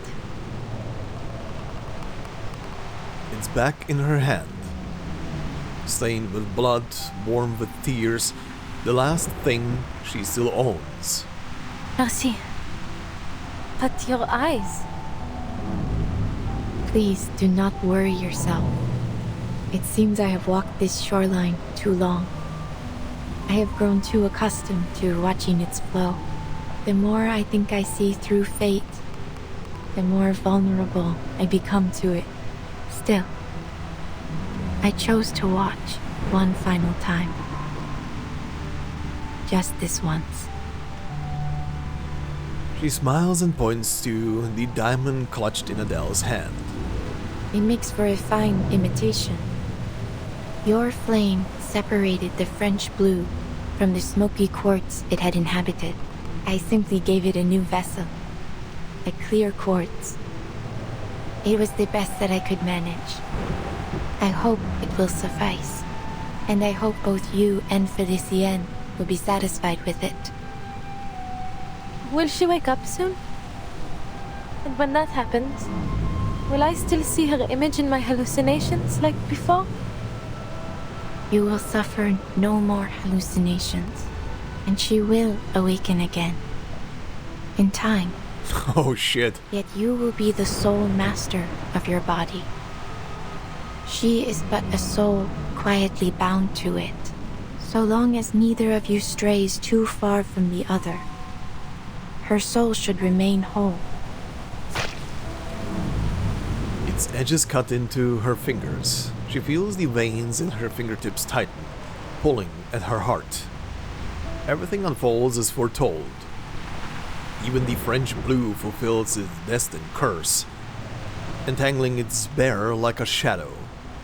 The rain is about to fall. We must go. By dawn tomorrow, this world will be washed clean.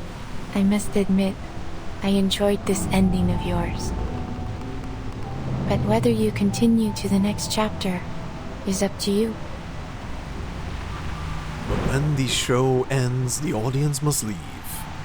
Beryl has always obeyed that rule, and she's not about to change.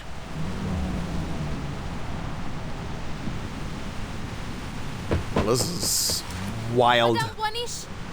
Madame Boiniche, forgive me. Do you know the theory of evolution? Uh-huh. Humankind evolved from apes. I don't understand the science, but in short, we all came from monkeys.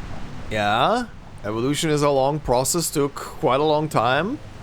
We got here slowly, but yeah. But then, where did that monkey come from? Are we all just a copy of some ancient thing? Well, the monkey evolved from something else before it. And if we keep tracing back, how did life even begin on Earth? Microbes? Can we ever find that original spark of life? Is it even possible? The never-ending question. Yes, Beryl? What I'm trying to say is, things rarely have a single clear cause. The birth of life is complex. It can be influenced by all kinds of factors. Yeah? Maybe that applies to fate as well. So, whatever happens, I don't intend for my story to end anytime soon. Friends, home, curses, prophecies. Everything she's ever hoped for or fought to achieve means nothing against the rain. Also music. If only one explanation remains, she'll seize it. Even if it's just a fragile thread of silk. Please, take me with you. There must be a way to avoid this storm you spoke of. She shouts. The Tavernier curse may already be in motion. This is the goal fate intended, a goal worth dying for. The rain washes everything away, ending her long wait. As ordinary life fades away, her adventure truly begins. I'll help you find jewels in return. Answers, anything. Whatever it is you seek. A generous offer. To honor your sincerity, I shall give you an answer. What is it you wish to know? The truth about the storm. She answers without hesitation. I need to understand it so I can bring back my friends. Including Felicienne. I wouldn't call her a friend. But for her to simply vanish... That's just... too merciful for her. I must find her and I must feed her macarons from a different brand just to see her squirm. The diviner listens to every word and nods. Would you still accompany me, knowing we may gain nothing in the end? I would. You can't just sit around waiting for something terrible to happen, can you? The little dragon climbs onto her shoulder and spits out a fireball. Indeed. I suppose there will never be an age lacking those who chase gemstones and answers about their fate. Perhaps a jewel hunter is exactly what my little establishment needs. Uh-huh.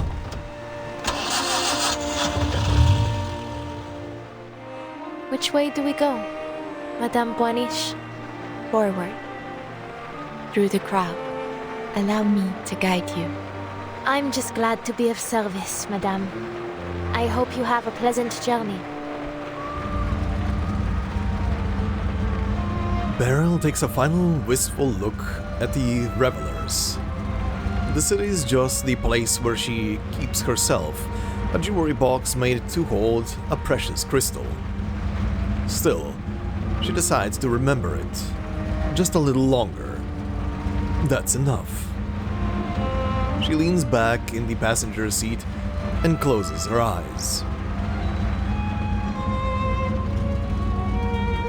For a long while going forward, I may not be able to divine with the same precision I once had. Yet this feeling of not seeing has a comfort of its own. If our fate truly is guided by a higher being, I must imagine they are blind. The radio begins to play. I hope that when I awake, you will have reached your destination.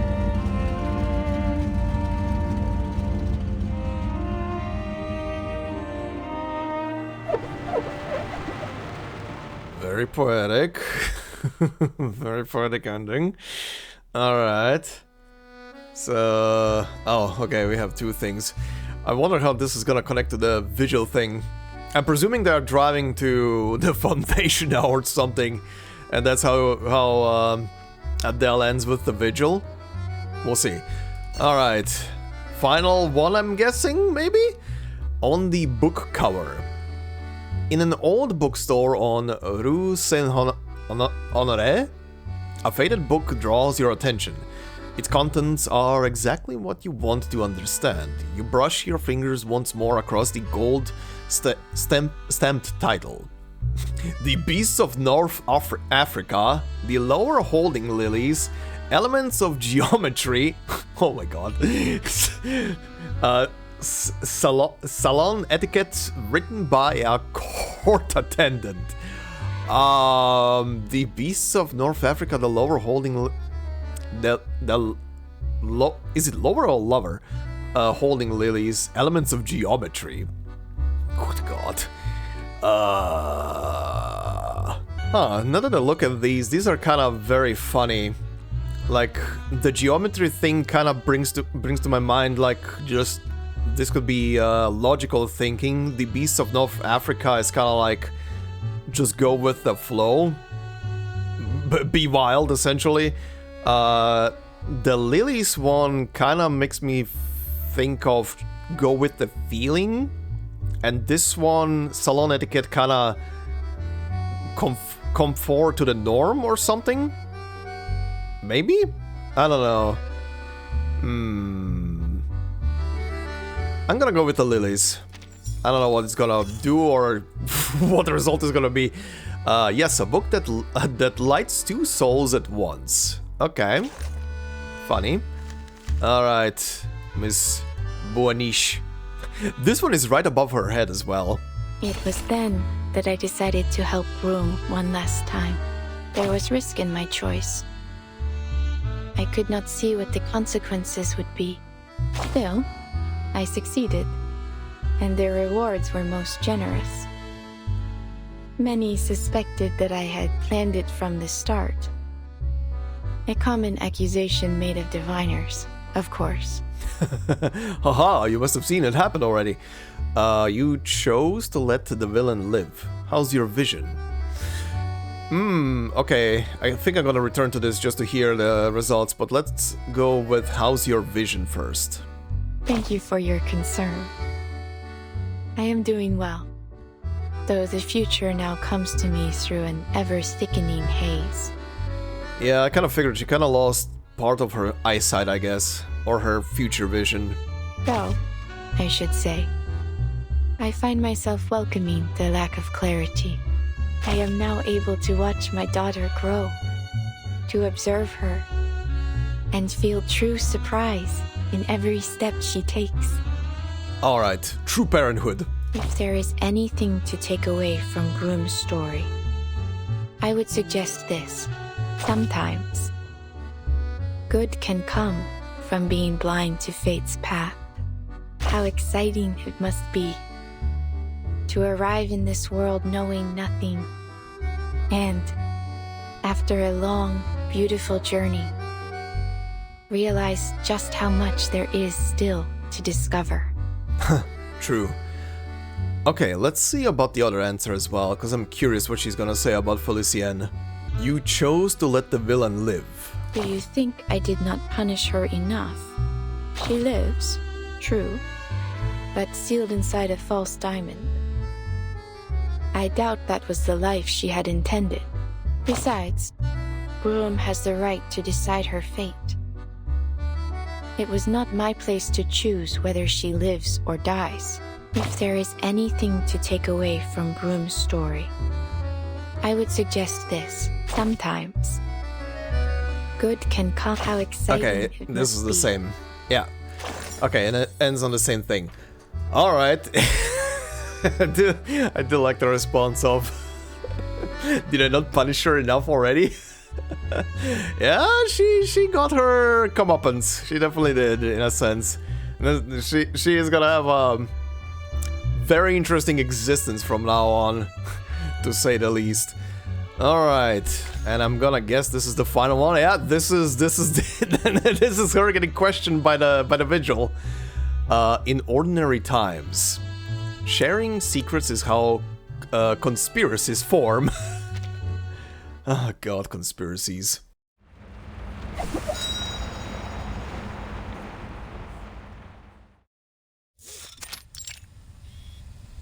Oh, and they are now showing her normal Live 2D model. So, okay. Let me get this straight. The fifth storm was brought forth by Manus Vindicte, and you witnessed the process firsthand. Yep, she definitely did. Based on your testimony, Miss Beryl Baunish wasn't an accomplice of the Manus, and she even saved your life. Yes. The mist clears from the black mirror, revealing the witness beneath. It was never a lie. And after that, what happened? I followed Madame Boanish's advice and made it to a shelter that could resist the storm. The rain got heavier and heavier along the way, but thankfully we made it there just in time. It's such a shame my little cab didn't have room for anyone else. I know that there's still a Paris out there, but it's no longer my Paris. Everything I loved there was washed away in the rain. Just as the prophecy said. The storyteller caps her story with a bitter laugh, leaving the room quiet. And the rest? You already know. Thanks to Madame Boanish, I wasn't left on the streets alone. The neighborhoods I knew, the people I once recognized, they've all changed. But at least I have my car.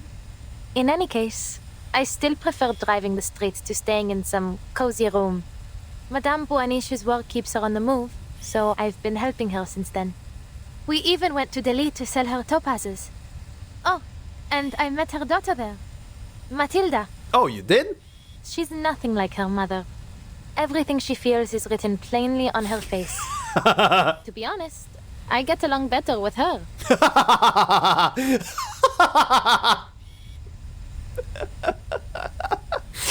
Yeah, Matilda definitely wears her feelings on her sleeve. Oh, yeah. Madame Boaniche, she's changed too. She pauses. She feels more real now. More alive. I mean, yeah, her divining powers are kinda stifled now. She actually can almost live a normal life without knowing what's coming in the future.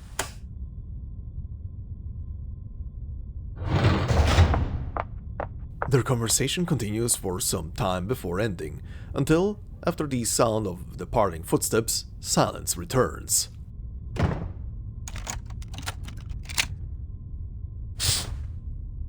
It seems Miss Boaniche is in the clear, based on the witness's testimony. She claims Beryl Boaniche saved her and has remained at her side for years. If there were anything suspicious going on, she would have noticed. I wouldn't be so sure. Oh, it's this chick. Okay. Funny, they're not showing her now, even though she already appeared in a previous story. A voice comes from the shadowed corner. Throughout the inquiry, his superior has kept silent. You don't trust the lie detector results? Isn't this the most advanced top-of-the-line model? Advanced or not, machines can fail. I prefer to trust my instincts. Black Ibis steps out from the dark, rapping her knuckles on that costly top-of-the-line model on the table. And mine are telling me she's hiding something. Okay, they are showing her. I was like, come on, you already showed her in a previous story. Hi, Ibis. About the fifth storm? That, and the fact that Madame Boaniche returned so abruptly. After the ninth storm, she vanished without a trace.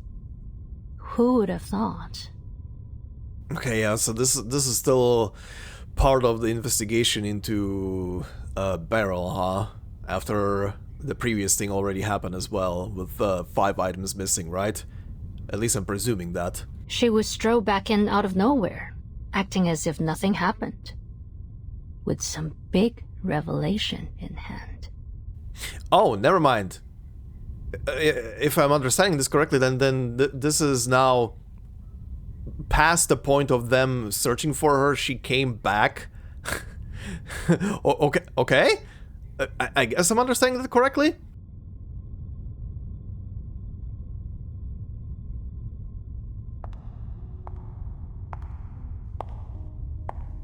The corridor is empty, but for one still figure. Unbelievable.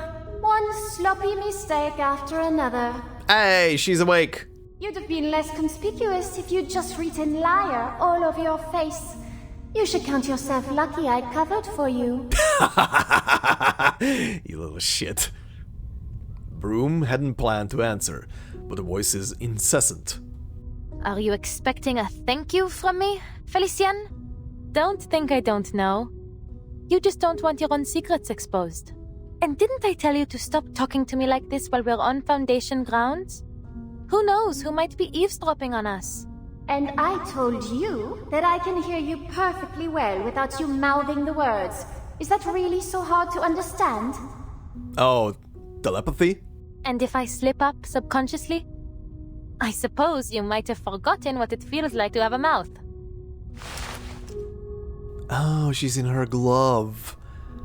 That's neat.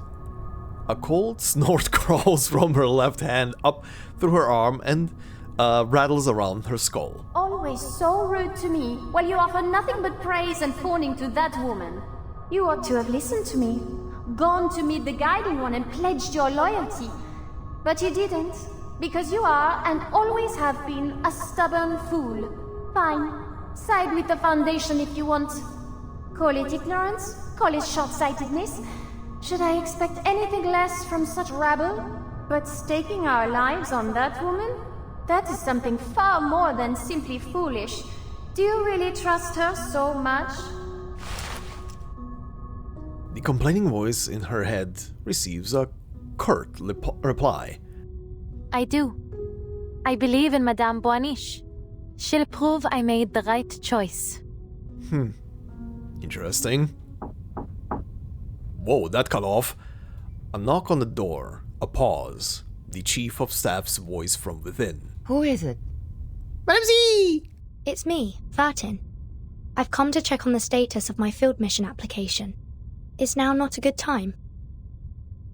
Usually the door opens right away, but this time she waits a little longer. Please, come in, Vertin. She pushes it open. A stranger sits on the guest sofa. We finally meet, Miss Vertin. Matilda has told me much about you. Uh-huh. The name of an old classmate resurfaces. The woman's refined features blur with another livelier face. Then you must be... Madame Beryl Boaniche. I see we can skip the formalities. Her smile is warm and gentle, but her eyes don't match. You have seen the golden thread, have you not? Uh-huh. A flowing feast. And?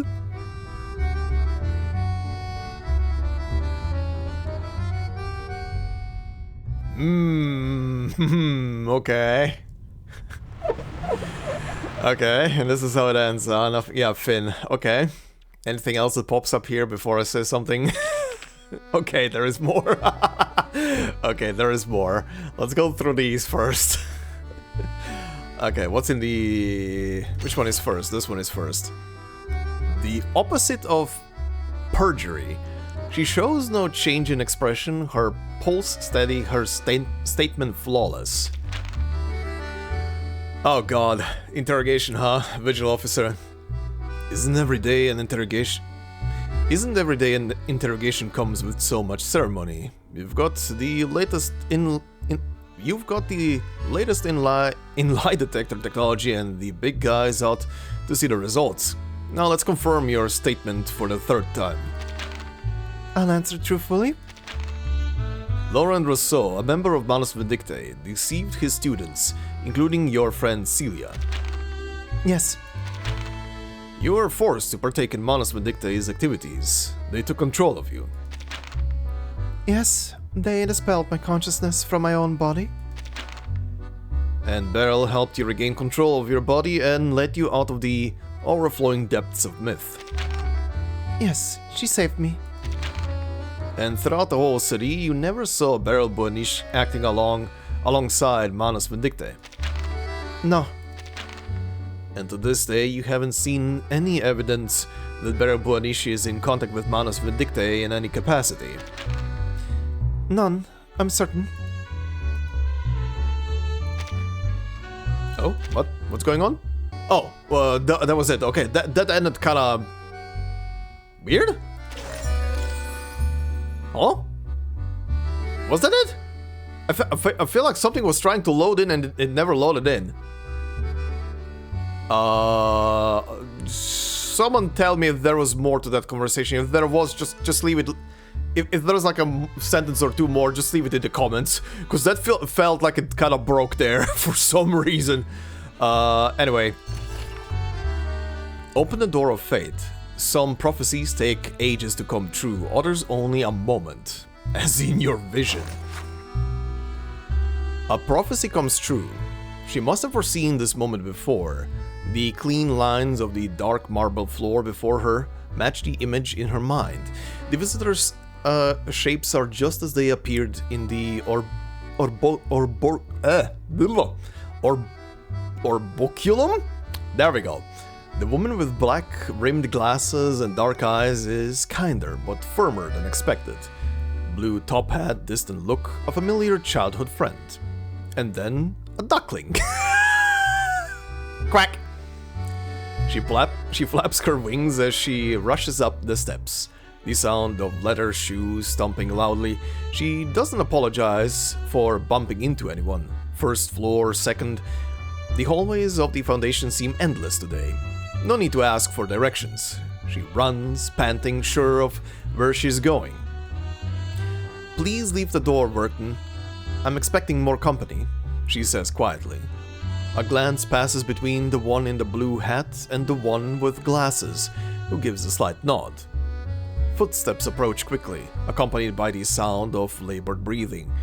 There's no knock. The door, already slightly ajar, is pushed wide open. Ha! Mama! I knew I'd find you here. Aww, she finally meets her mom again after so long.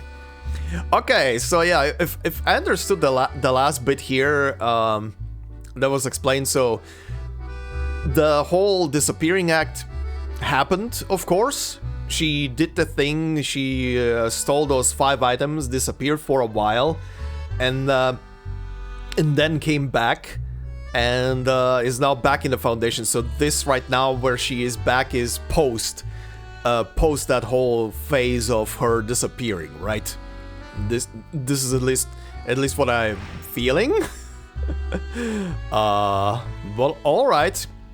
This was definitely a story. This was definitely a story. Felicien surviving was not on my bingo card, I'll be quite honest.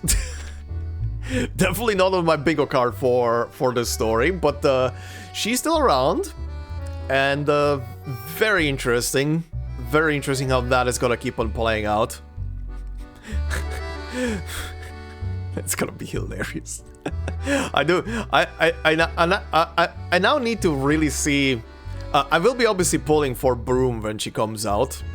Like what, a week and a half from now or something like that. I'll definitely be pulling for her. I do want to see her ult, how it looks. I wonder if there's any kind of, or her normal attacks. I wonder if there's gonna be kind of any hints of Felicien being somewhere there around her as well, because that would be kind of like a funny thing, funny little thing to hide in plain sight. But yeah, that definitely ended very interestingly with the whole thing of things shaped by human mind into reality. Also, again, ties into the whole storm thing, right? Because the hysteria and whatever the big thing of an era was prevalent in people's minds would shape how the storm surfaces, right? So this also, this whole thing of making objects or monsters from imagination into reality kind of fits into the whole thing as well. But yeah, sad to see Celia go though at the end, but then again, she probably didn't or couldn't latch herself onto something. Felicien at least has the excuse of she was already kind of strongly tied to Adele, so her kind of having the chance of actually sticking around for longer is very interesting. Beryl being in a position where she can't see fate anymore clearly, but now can pretty much kind of live a normal life almost. Very funny. Also pronouncing that Matilda is probably even stronger than her when it comes to divination is very interesting. That is very interesting, because that could lead to some crazy shit down the line as the story progresses. She could play like a very, very fascinating role in the whole thing, in the whole story, in the whole storm chasing thing and storm figuring out thing. But we'll see how that goes. Tiny bit sad that they put Matilda meeting her mom. Even if it would have been just a tiny little blip in the story at the end, would have been nice if the last cutscene would have ended with that what I literally just read on that little trail. That would have been very nice. But also, what happened to Rousseau there at the end of the tower? Did he get smacked by something? Did like a building smack him or some shit like that? I just heard an impact and then nothing anymore. Did he get smacked in the face by a building that flew by? Because there was buildings flying around the whole place. Or did he jump off the Eiffel Tower? What the shit happened there? I know they can't show that stuff, so they left it kind of ambiguous, but kind of like a weird thing of something happened, but no one addresses it outside of that he is probably dead, I guess. Interesting. The other Manus members, I do wonder where those guys are gonna be resurfacing and when they're gonna be resurfacing again, because they introduced them now fully, I would say. I have no idea. I also don't want to know if they appear in the current main story where I haven't been in yet. But if they do, great. If they don't, also great. If this was their first introduction, that's kind of fascinating. I'm presuming then they're gonna be probably used in future stories, because I mean they pretty much showed an entire menagerie of Manus, so that definitely has to play into something. But yeah, interesting. Also very interesting that I'm presuming by that last scene, Beryl is potentially the one who reached out to be put into contact or